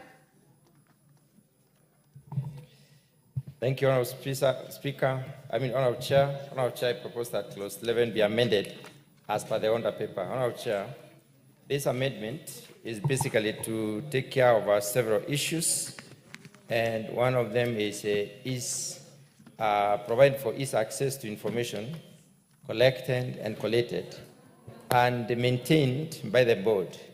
Also, to ensure that research is used for market penetration and not just for branding. Also, introducing digital market platform as a mode of marketing, and also broaden the consultation to all the licensing authorities involved. Honorable Chair, you realize that the bill, as it were before, did not look into the options that are available in the digital space. So we are introducing that digital marketing, and also the final thing that we wanted to introduce is also to ensure that stakeholders in the coffee sector are engaged in consultation. I submit, Honorable Chair. Thank you, Chair. I propose the question that clause 11 be amended as proposed by the Chair. I now put the question that clause 11 be amended as proposed by the Chair. Will as many as have that opinion say aye? Will as many as have a contrary opinion say nay? The ayes have it. Members, you have an amendment by the Honorable Ondo. So amendment by the Honorable Ondo was dropped. So I now put the question that clause 11 as amended be part of the bill. Will as many as have that opinion say aye? Will as many as have a contrary opinion say nay? The ayes have it. Clause 12. I propose the question that clause 12 be part of the bill. Chairman, Agriculture. Honorable Chair, I propose that clause 12 be amended as per the order paper. This is because we need to ensure that the persons co-opted in the subcommittees of the board are quantified in terms of numbers for a specific period of time. We need to be sure that they are also dispensed of upon exhaustion of the issue at hand. Thank you, Honorable Chair. Thank you, Chair. Whoever wants to contribute to this, please go to the intervention button. I now propose the question that clause 12 be amended as proposed by the Chair. I do not see any interest in this, so I now put the question that clause 12 as amended clause 12 be amended as proposed by the Chair. Will as many as have that opinion say aye? Will as many as have a contrary opinion say nay? The ayes have it. I now put the question that clause 12 as amended be part of the bill. Will as many as have that opinion say aye? Will as many as have a contrary opinion say nay? The ayes have it. Clause 13. I propose the question that clause 13 be part of the bill. There be no amendment. I now put the question that clause 13 be part of the bill. Will as many as have that opinion say aye? Will as many as have a contrary opinion say nay? The ayes have it. Clause 14. I propose the question that clause 14 be part of the bill. Amendment by the chairperson. You may proceed, Honorable Mutunga. Honorable Chair, clause 13, I propose that clause 13 be amended as per the order paper. Clause 14, for the record, clause Chair, 14. Chair, clause for the 14, record, yeah. it is clause 14. Yes, I propose that clause 14 be amended as per the order paper, Honorable Chair. The reason being that the initial proposal in the bill was that the salaries be determined, or the salaries and remunerations be determined by the CS in consultation with the Salaries and Remunerations Commission. But you know that there's a commission which does that work. So we are aligning the determination, or we are bestowing the power to determine to the Salaries and Remuneration Commission. Thank you, Chairman. And I now put the question that clause 14 be amended as proposed by the chair. Will as many as have that opinion say aye? Will as many as have a contrary opinion say nay?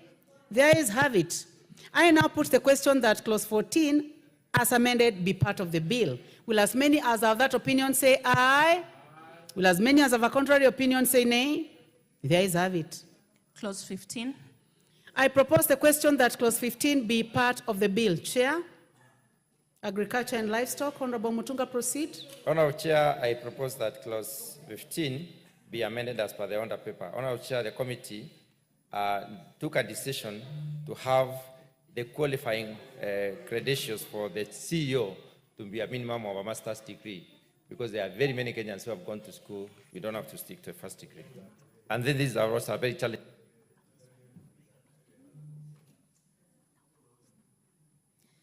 I propose the question that clause 15 be amended as proposed by the chairman. Yes, Honorable Sukuli? I really don't object, although when you look at, other than adding the master's degree, I think we should, in future, avoid mentioning the fields, because a person who is qualified with a master's degree, even in engineering, can still, because this is discriminating other professions. We have done that before, and I think it's not good to limit. You have not traveled far enough, but that's just my comment on this. Thank you, though you said that you do not oppose. Thank you very much. I give a chance to the Honorable Meli, member for Tinderet.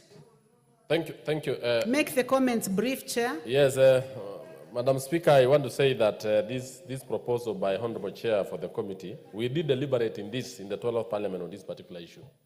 It is important to be specific in the fields, because management in coffee, management in running an institution has to have a bias either in agriculture and to make sure that the sector grows well.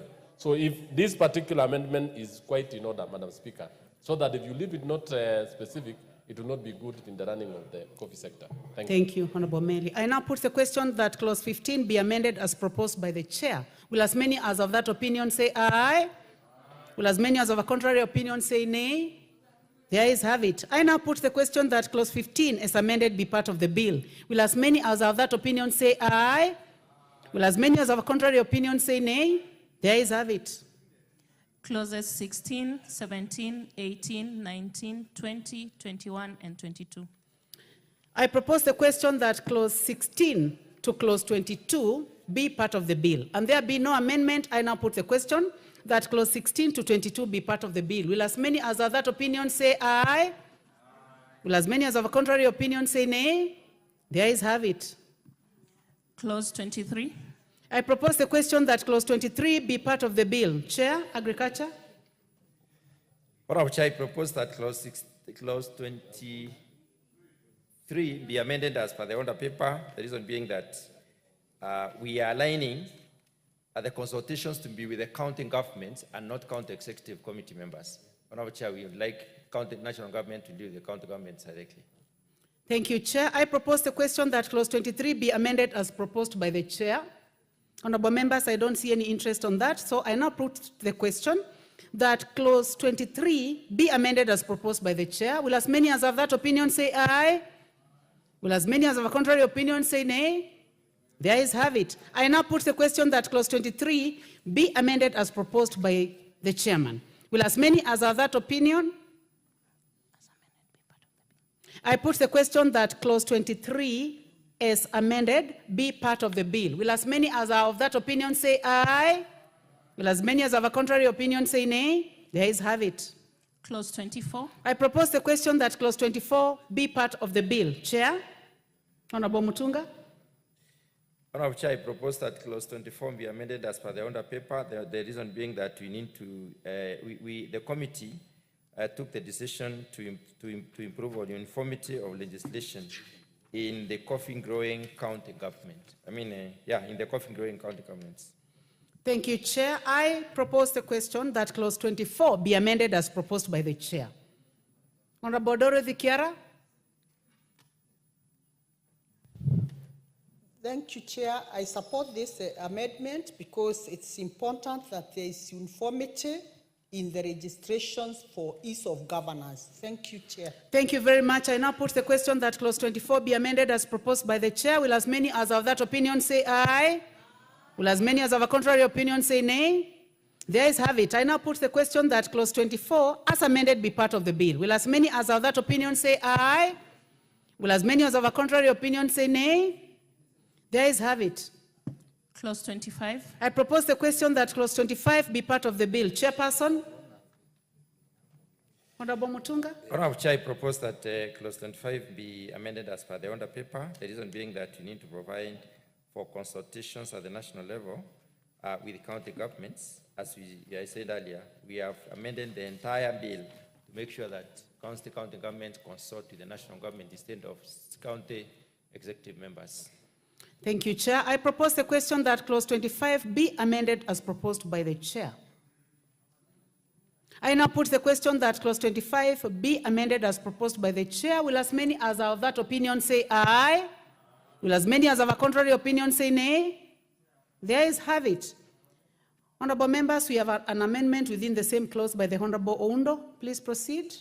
Honorable Chair, I beg that the bill be amended as indicated in the order paper, and the Honorable Speaker, in the same vein as has put it, instead of using county executive committee member, we should use the licensing authority, which is the county government, as provided for in clause 2. So that we remove the discretion of having the county executive member making that decision. That's amendment to subclause 3. Thank you, Honorable Speaker. Honorable members, I propose the question that clause 25 be amended as proposed by the Honorable Oundo. Chair, do I give you the first opportunity for this? Member for Gishogo? Honorable member for Gishogo? Yes, thank you. I support that amendment, and I believe now that the chair's amendment had already been carried, then it means that Honorable Oundo is basically in agreement with the chair's amendment. Chairman?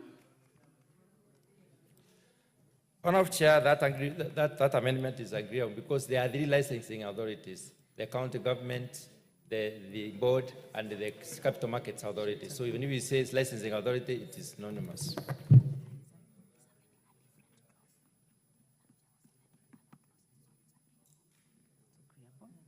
Thank you very much. Honorable members, I now put the question that clause 25 be amended as proposed by the Honorable Oundo. Will as many as have that opinion say aye? Will as many as have a contrary opinion say nay? The ayes have it. I now put the question that clause 25 as amended be part of the bill. Will as many as have that opinion say aye? Will as many as have a contrary opinion say nay? The ayes have it. Clause 26.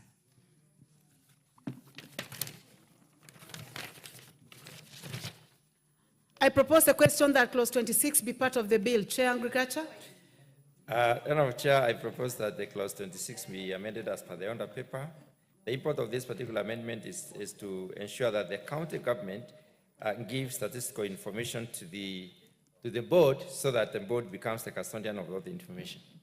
Thank you, Chair. I propose the question that clause 26 be amended as proposed by the Chair.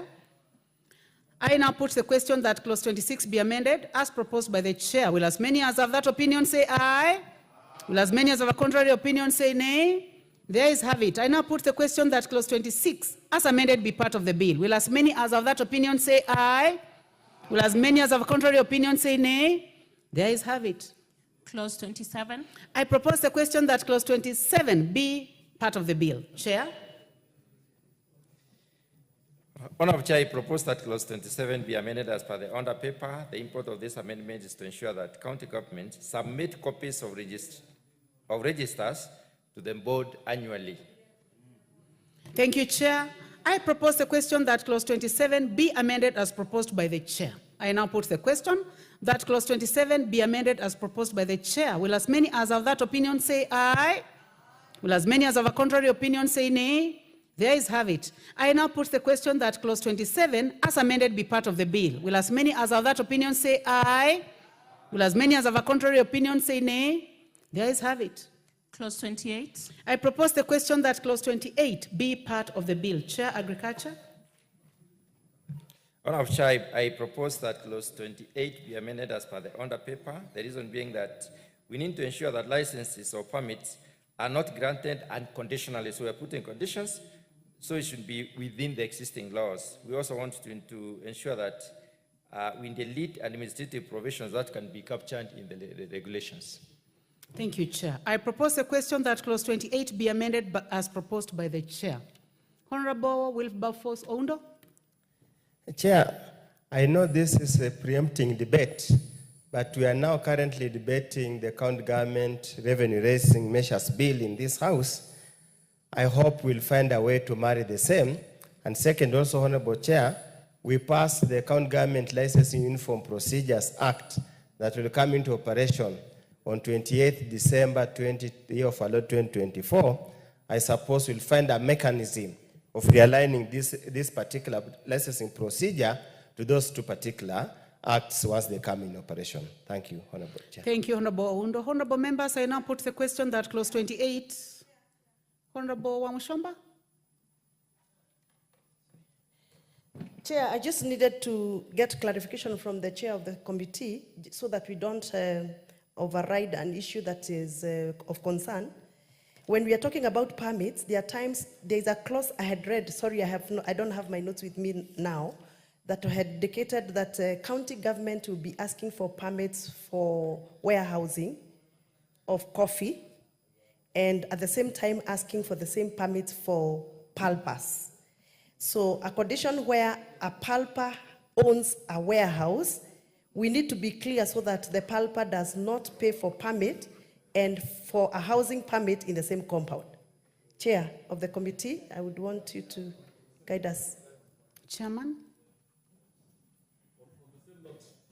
I wanted the chair to, or Melly before. Melly, I'll give you a chance before, yes. Thank you, Chair. If you look at the subclauses the Chair is amending, is actually denying county government its own duties, and you know agriculture is devolved. In most of the instances where we are deleting subclause 4, the county government officer has also been given permission to inspect and to find out how they can issue licenses or permits to growers and all this. So all these amendments is trying to deny the county government to function in its role. So I wanted the chair to tell us how else can the county government make sure that its roles are carried out if you are denying it by deleting all the clause from clause in clause 28. Chairman. Honorable Chair, I would like to refer members to the second schedule of this bill. The second schedule of this bill is extremely explicitly clear on which licenses will be levied, or licenses, permits, or certificates will be levied by which organization. I can see warehouse license is by the county government. Coffee nursery certificates will be levied by the county government. Pumping station licenses will be levied by the county government. Grower miller licenses by the county government. Coffee roasters license, parchment permit from the county of origin by the county government, and the clean coffee movement permit from the county government of origin. So we have delineated which one is supposed to be where. Capital Markets Authority will have 2 licenses, the rest are by the board. So we have not choked the county government. We are only making sure that we do not overintroduce licenses, levies, and fees. Yeah, Honorable Member for Gishugu. A quick one in support. Can make it short for the convenience of the House. Yes, there's no way licenses can be given unconditionally. Some conditions have to be met for every license because this is just general licensing. So deleting that is it proper, and I support so that at least there are some conditions to be met for any single license to be given. Thank you. Thank you. Honorable members, based on the explanation by the chair and also what appears in the second schedule, I will go ahead and put the question. I now put the question that clause 28 be amended as proposed by the chairman. Will as many as are of that opinion say aye? Will as many as have a contrary opinion say nay? The ayes have it. I now put the question that clause 28 as amended be part of the bill. Will as many as have that opinion say aye? Will as many as have a contrary opinion say nay? The ayes have it. Clause 29. I propose the question that clause 29 be part of the bill, and there be no amendment. I now put the question that clause 29 be part of the bill. Will as many as have that opinion say aye? Will as many as have a contrary opinion say nay? The ayes have it. Clause 29. I propose the question that clause 30. Clause 30. I propose the question that clause 30 be part of the bill. Honorable Chair, Honorable Mutunga. Honorable Chair, I propose that clause 30 be amended as per the under paper. The import of this amendment, Honorable Chair, is to add the agent as one of those that will conduct the business of coffee exchange. Thank you. I propose a question that clause 30 be amended as proposed by the chair. I do not see any interest in this, so I put the question that clause 30 be amended as proposed by the chair. Will as many as have that opinion say aye? Will as many as have a contrary opinion say nay? The ayes have it. I now put the question that clause 30 as amended be part of the bill. Will as many as have that opinion say aye? Will as many as have a contrary opinion say nay? The ayes have it. Clause 31. I propose the question that clause 31 be part of the bill, and there be no amendment. I now put the question that clause 31 be part of the bill. Will as many as have that opinion say aye? Will as many as have a contrary opinion say nay? The ayes have it. Clause 32. I propose the question that clause 32 be part of the bill. Chairman. Honorable Chair, I propose that clause 32 be amended as per the under paper. The import of this amendment, Honorable Chair, is to increase the submission time for returns from 1 month to 1 quarter. 1 month is too short and cumbersome.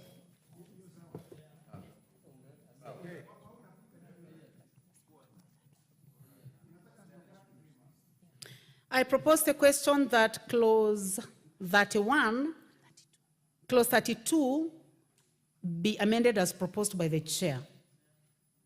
Honorable Undo, I know you have an amendment, but let me just finalize this. I know you have an amendment. You drop. Okay, thank you. You may proceed. Chair, whatever the chair has proposed is same as what I had proposed, so there's no need of moving my amendment. I support his amendment. Thank you very much. Honorable members, I now propose the question that I now put the question that clause 32 be amended as proposed by the chairman agriculture. Will as many as have that opinion say aye? Will as many as have a contrary opinion say nay? The ayes have it. I now put the question that clause 32 as amended be part of the bill. Will as many as have that opinion say aye? Will as many as have a contrary opinion say nay? The ayes have it. Clause 33. I propose the question that clause 33 be part of the bill. Amendment by the chair. You may proceed. Honorable Chair, I propose that clause 33 be amended as per the under paper. We are only changing the terminologies from county executive member to county governments. Thank you, Chair. I now propose the question that clause 33 be amended as proposed by the chair. I now put the question that clause 33 be amended as proposed by the chair. Will as many as have that opinion say aye? Will as many as have a contrary opinion say nay? The ayes have it. I now put the question that clause 33 as amended be part of the bill. Will as many as have that opinion say aye? Will as many as have a contrary opinion say nay? The ayes have it. Clauses 34, 35, and 36. I propose the question that clause 34, 35, and 36 be part of the bill. There be no amendment. I now put the question that clause 34, 35, and 36 be part of the bill. Will as many as have that opinion say aye? Will as many as have a contrary opinion say nay? The ayes have it. Clause 37. I propose the question that clause 37 be part of the bill. Chairman. Honorable Chair, I propose that clause 38 be amended as per the under paper. Honorable Chair, what we are doing is to improve on the honoring of the various items so that we can bring in the issues of the institute. Chairman, we are on clause 37. 37, okay. Not 38. Honorable Chair, I propose that clause 7 be amended as per the under paper. The idea is to basically change those terms from county executive member to county government on both cases. Thank you, Chair. I now propose the question that clause 37 be amended as proposed by the Chair. Will as many as have that opinion say aye? Will as many as have a contrary opinion say nay? The ayes have it. I now put the question that clause 37 as amended be part of the bill. Will as many as have that opinion say aye? Will as many as have a contrary opinion say nay? The ayes have it. Clause 38.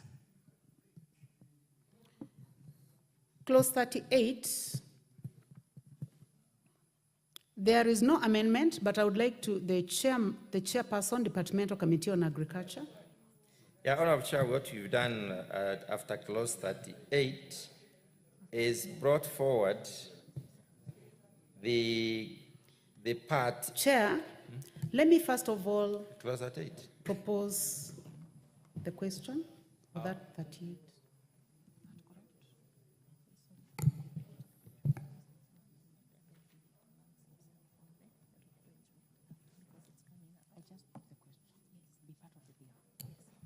Thank you, Chair. I am now going to put the question that clause 38, clause 38 be part of the bill. Will as many as have that opinion say aye? Will as many as have a contrary opinion say nay? The ayes have it. There is no amendment there, but I would like the Chair to pronounce himself on a rearrangement of part 9 and part 10. Chair? Honorable Chair, the committee brought forward part 9 and part 10, which are dealing with the Coffee Research and Training Institute for purposes of enhancing flow. Thank you very much. Clause 39. I propose the question that clause 39 be part of the bill. Chair, you have an amendment? Yeah, Honorable Chair, I propose that clause 39 be amended as per the under paper. The essence of this amendment, Honorable Chair, is to delete the functions that fall under the institute and and also the market functions of the institute under subsection 72, 75(2), and ensure that the bill, being a national legislation, emphasizes on the county government and not the county executive committee members. We are just basically aligning county government with the national government with the county government instead of the county executive member. Thank you. I propose the question that clause 29 be amended, clause 39 be amended as proposed by the chairman. I now put the question that clause 39 be amended as proposed by the chairman. Will as many as have that opinion say aye? Will as many as have a contrary opinion say nay? The ayes have it. I now put the question that clause 39 as amended be part of the bill. Will as many as have that opinion say aye? Will as many as have a contrary opinion say nay? The ayes have it. Clause 40. I propose the question that clause 40 be part of the bill. Chairman. Honorable Chair, I propose that clause 40 be amended as per the under paper. The import of this amendment, Honorable Chair, is to ensure that registration alone is not sufficient, so we are bringing in the need for clarity that imports is upon registration and licensing for such imports. That registration alone is not enough. We need to basically have registration and licensing of these imports. Thank you. I propose the question that clause 40 be amended as proposed by the chairman. I don't see any interest in this. I now put the question that clause 40 be amended as proposed by the chair. Will as many as have that opinion say aye? Will as many as have a contrary opinion say nay? The ayes have it. I now put the question that clause 40 as amended be part of the bill. Will as many as are of that opinion say aye? Will as many as have a contrary opinion say nay? The ayes have it. Clause 41. I propose the question that clause 41 be part of the bill. There be no amendment. I now put the question that clause 41 be part of the bill. Will as many as have that opinion say aye? Will as many as have a contrary opinion say nay? The ayes have it. Clause 42. I propose the question that clause 42 be part of the bill. Chairman, you have an amendment? Honourable Chair, I propose that clause 42 be amended as per the order paper. The import of this amendment is to substitute the word county executive member with the county government. Thank you. I propose the question that clause 42 be amended as proposed by the chairman. Honorable Ondo? Members who are interested in this, you can go to intervention. I don't see any interest, so I now put the question that clause 42 be amended as proposed by the chair. Will as many as are of that opinion say aye? Will as many as are of a contrary opinion say nay? The ayes have it. I now put the question that clause 42 as amended be part of the bill. Will as many as are of that opinion say aye? Will as many as of a contrary opinion say nay? The ayes have it. Clause 43. I propose the question that clause 43 be part of the bill. Chairman, you have an amendment? Honourable Chair, I propose that clause 43 be amended as per the order paper. The committee just interchange the names, county executive member with the county government. Thank you very much, Chair. I propose the question that clause 43 be amended as proposed by the chairman. I now put the question that clause 43 be amended as proposed by the chairman. Will as many as have that opinion say aye? Will as many as have a contrary opinion say nay? The ayes have it. I now put the question that clause 43 as amended be part of the bill. Will as many as have that opinion say aye? Will as many as have a contrary opinion say nay? The ayes have it. Clause 44. I propose the question that clause 44 be part of the bill. Chairman, you have an amendment. Honourable Chair, I propose that the clause 44 be amended as per the order paper. This is in order to specify that the standards being applied are coffee standards and replacing national standards with established and approved standards, since the national standards conform to the international standards. We don't have to use the word, national standards. Thank you. I propose the question that clause 44 be amended as proposed by the chairman. Yes. Honourable Member for Tinderet, you can start. Honourable Meli. Chair, I support what the chair said. Thank you very much. The Honourable Wamushomba.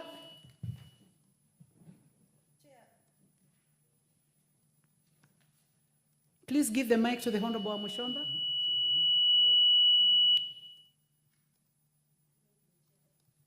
Chair, this was a very contentious issue, and I'm happy that the chairperson has included or inserted the word international standard. So I support. Thank you very much, honourable members. I now put the question that clause 44 be amended as proposed by the chairman. I now put the question that clause 44 be amended as proposed by the chair. Will as many as have that opinion say aye? Will as many as have a contrary opinion say nay? The ayes have it. I now put the question that clause 44 as amended be part of the bill. Will as many as have that opinion say aye? Will as many as have a contrary opinion say nay? The ayes have it. Clause 45. I propose the question that clause 45 be part of the bill. Chairman, you have an amendment? Honourable Chair, I propose that clause 45 be amended as per the order paper. Honourable Chair, we removed the word comprehensive insurance, but because we do not talk about comprehensive insurance when it comes to insuring crops or crop products. Thank you, Chair. I propose the question that clause 45 be amended as proposed by the chairman. I now put the question that clause 45 be amended as proposed by the chairman. Will as many as have that opinion say aye? Will as many as have a contrary opinion say nay? The ayes have it. I now put the question that clause 45 as amended be part of the bill. Will as many as have that opinion say aye? Will as many as have a contrary opinion say nay? The ayes have it. Clause 46. I propose the question that clause 46 be part of the bill. There be no amendment. I now put the question that clause 46 be part of the bill. Will as many as are of that opinion say aye? Will as many as of a contrary opinion say nay? The ayes have it. Clause 47. I propose the question that clause 47 be part of the bill. Chairman, you have an amendment. Honorable Chair, I propose that clause 47 be amended as per the order paper. The idea is that clause 47 is exactly like clause 45, so we delete and clause 47. Thank you. Repeat on record, please. The justification for the amendment. I see that, Honorable Chair, I propose that we amend clause 47 as per the order paper. Clause 47 is a repetition of clause 45. Is that the reason, Chairman, you are deleting the clause? Yes. So you are proposing, are you deleting the whole clause or subclause 2? Subclause 2. I think that is clear. Yeah, subclause 2, sorry. I think as per the order paper, yeah, it's subclause 2. Honorable Chair. Thank you very much. The Honorable Chairman. Before I go to you, let me propose the question. I propose the question that clause 47 be amended as proposed by the chairman. You may go ahead, Chair. Thank you very much, Chair. I wish to support the Chair of Agriculture. It's true, 47.2 is a reproduction of 45.3. Yes. So it's correct. Thank you. The Honorable Sunkuli? Yeah, but Madam Speaker, if you delete subsection 2, then what happens with the way the subsection 1 reads? Because it says every contract for milling of coffee shall be in writing and shall contain such information as may be prescribed. Where? So why don't you just remove the words also as may be prescribed? Who will prescribe? Chairman?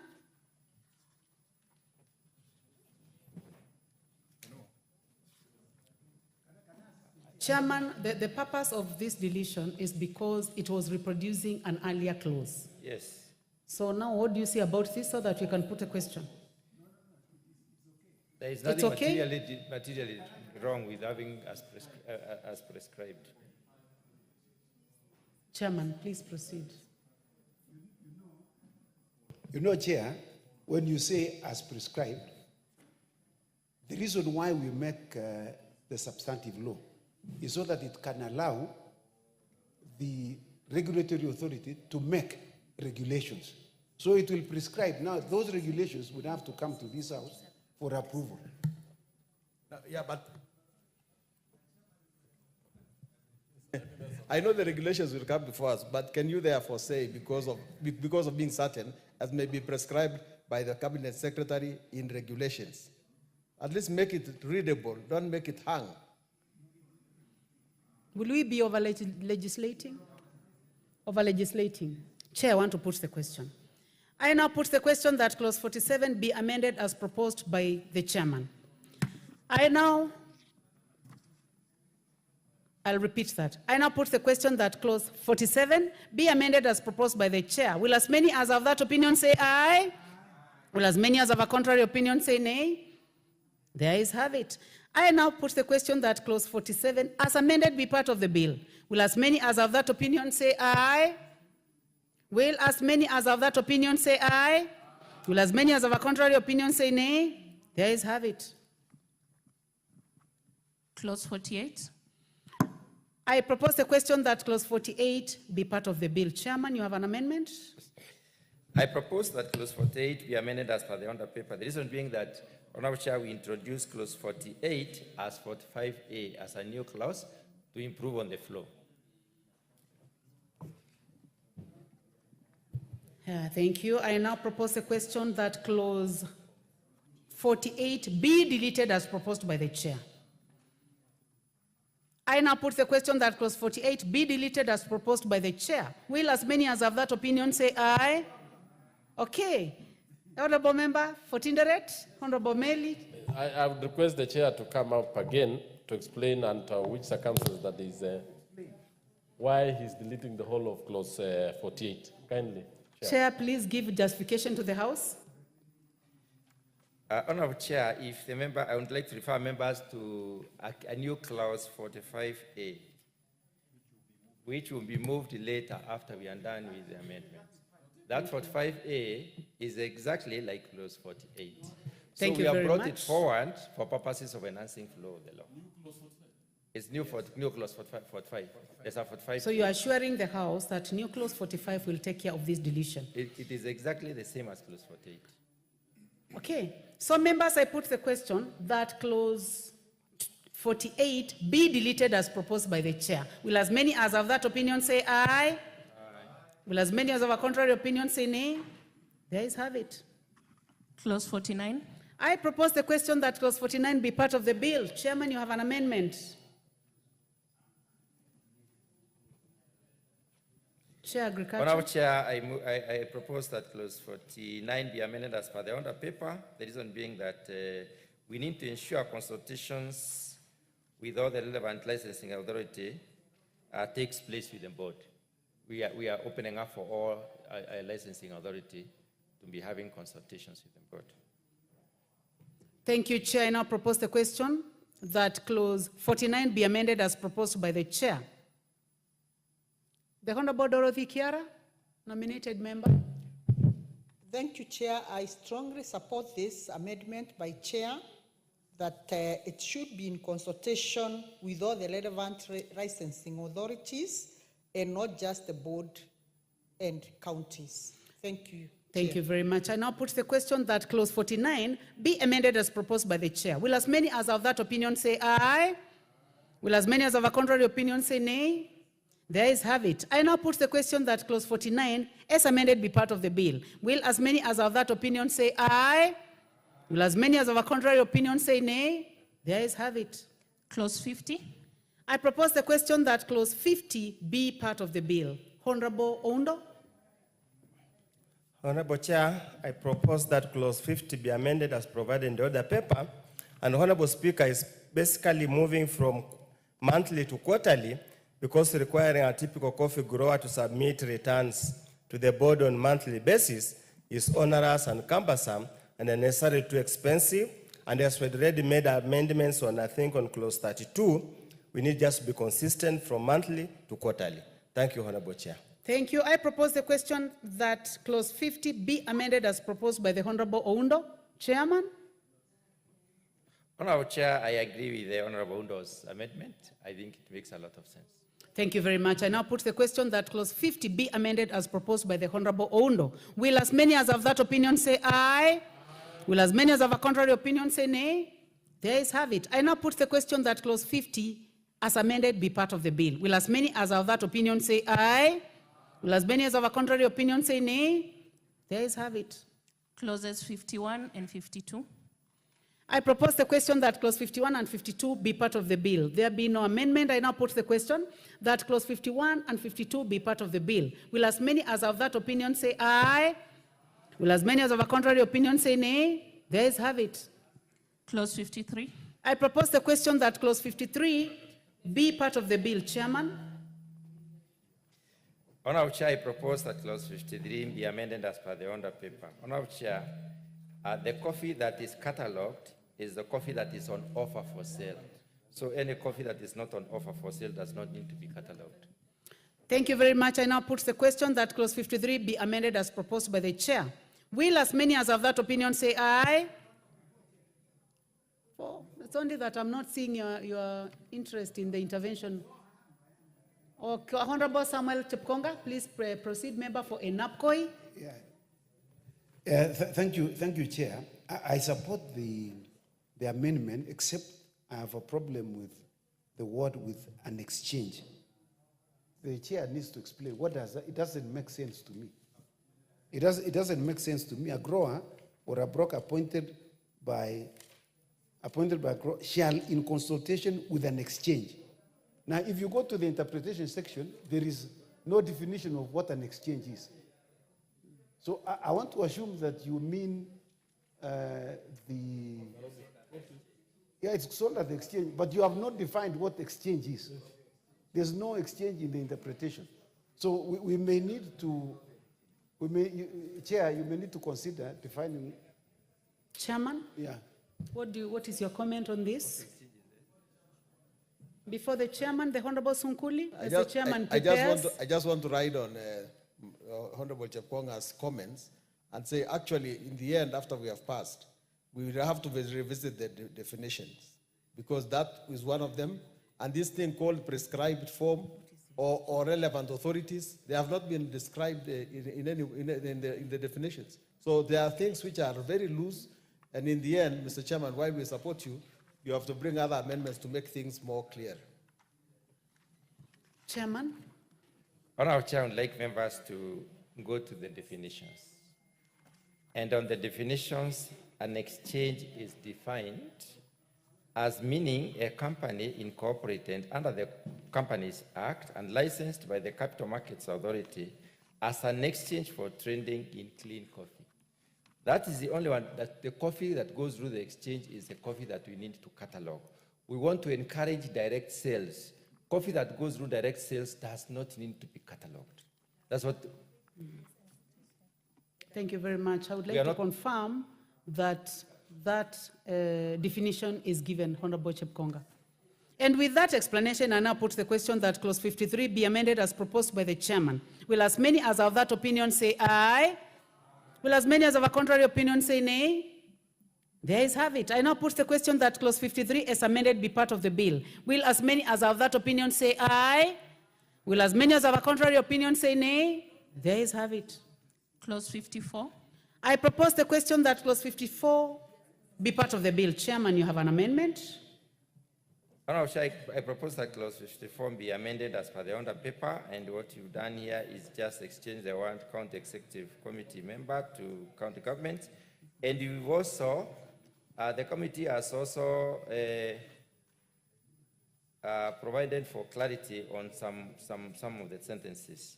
And this has to do with the with the subclause 5, part A, which means that ensure all coffee in the warehouse is under the custody of against fire, therefore, and other insurable risks. In other words, we leave out the word custody in this particular case because we do not want to include any coffee that is not necessarily in the warehouse. Thank you, Chairman. I propose the question that clause 54 be amended as proposed by the chair. Honorable Sonkuli? Just in support, and also to remind the chairman that the other thing he's amending is that he's removing his or her and replacing with their. So I think that's the other amendment in that particular. Yes, but you agree with him. I now put the question that clause 54 be amended as proposed by the chairman. Will as many as of that opinion say aye? Will as many as of a contrary opinion say nay? There is have it. I now put the question that clause 54 as amended be part of the bill. Will as many as of that opinion say aye? Will as many as of a contrary opinion say nay? There is have it. Clauses 55 and 56. I propose the question that clause 55 and 56 be part of the bill. No amendment, so I now put the question that clause 55 and 56 be part of the bill. Will as many as of that opinion say aye? Will as many as of a contrary opinion say nay? There is have it. Clause 57. I propose the question that clause 57 be part of the bill. Chairman, you have an amendment? Honorable Chair, I propose that clause 57 be amended as per the order paper. The import of this amendment is to specify that the certificate that one should possess is a certificate of quality analysis. Thank you, Chair. I now propose the question that clause 57 be amended as proposed by the chair. Members, I don't see any interest in this, so I now put the question that clause 57 be amended as proposed by the chair. Will as many as of that opinion say aye? Will as many as of a contrary opinion say nay? There is have it. I now put the question that clause 57 as amended be part of the bill. Will as many as of that opinion say aye? Will as many as of a contrary opinion say nay? There is have it. Clauses 58 and 59. I propose the question that clause 58 and 59 be part of the bill. No amendments, so and I put the question that clause 58 and 59 be part of the bill. Will as many as are of that opinion say aye? Will as many as have a contrary opinion say nay? The ayes have it. Clause 60. I put the question that clause 60 be part of the bill. Chairman, you have an amendment. Honorable Chair, I propose that clause 60 be amended as per the under paper. There are a few issues that have been amended by the committee.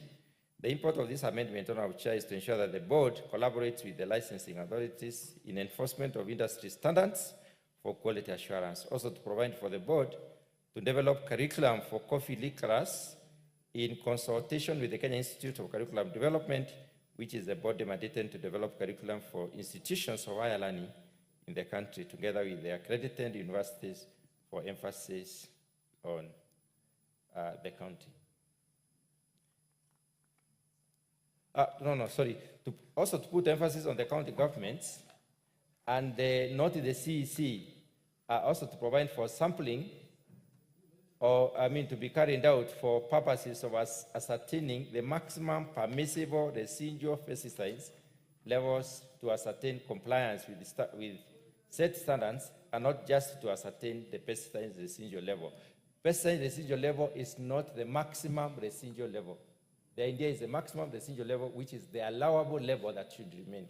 And that's what the bill has prescribed. So also we are providing for the board to undertake compliance and surveillance in collaboration with the licensing authorities.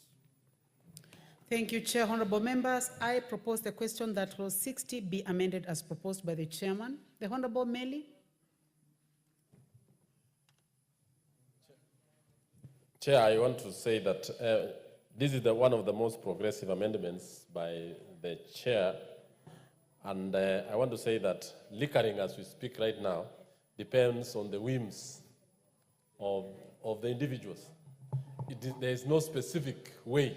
That's why at times some coffee is said to be of high quality, but you can ask the liquorer how the high quality is. He says, it is because I myself have seen it right.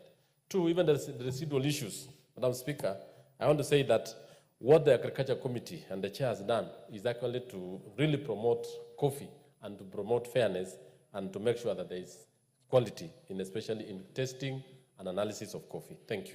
Thank you. Member for Enapkoi, the Honorable Samuel Chepkonga. Yeah, thank you very much, Chair. In fact, I also want to join the Honorable Meli in agreeing that this is indeed a very progressive amendment. The reason being, I've been in coffee industry. It has never been quantified how coffee is tested. In fact, when I take my coffee to the miller in Eldred and it is being tested after it has been crushed, so I ask him, so how do you know which grade is this one? He tells me out of experience. You know, there is no law. You know, we have been subjected to some kangaroo testing. No, at least now we have now some law which guides or now other criteria that with the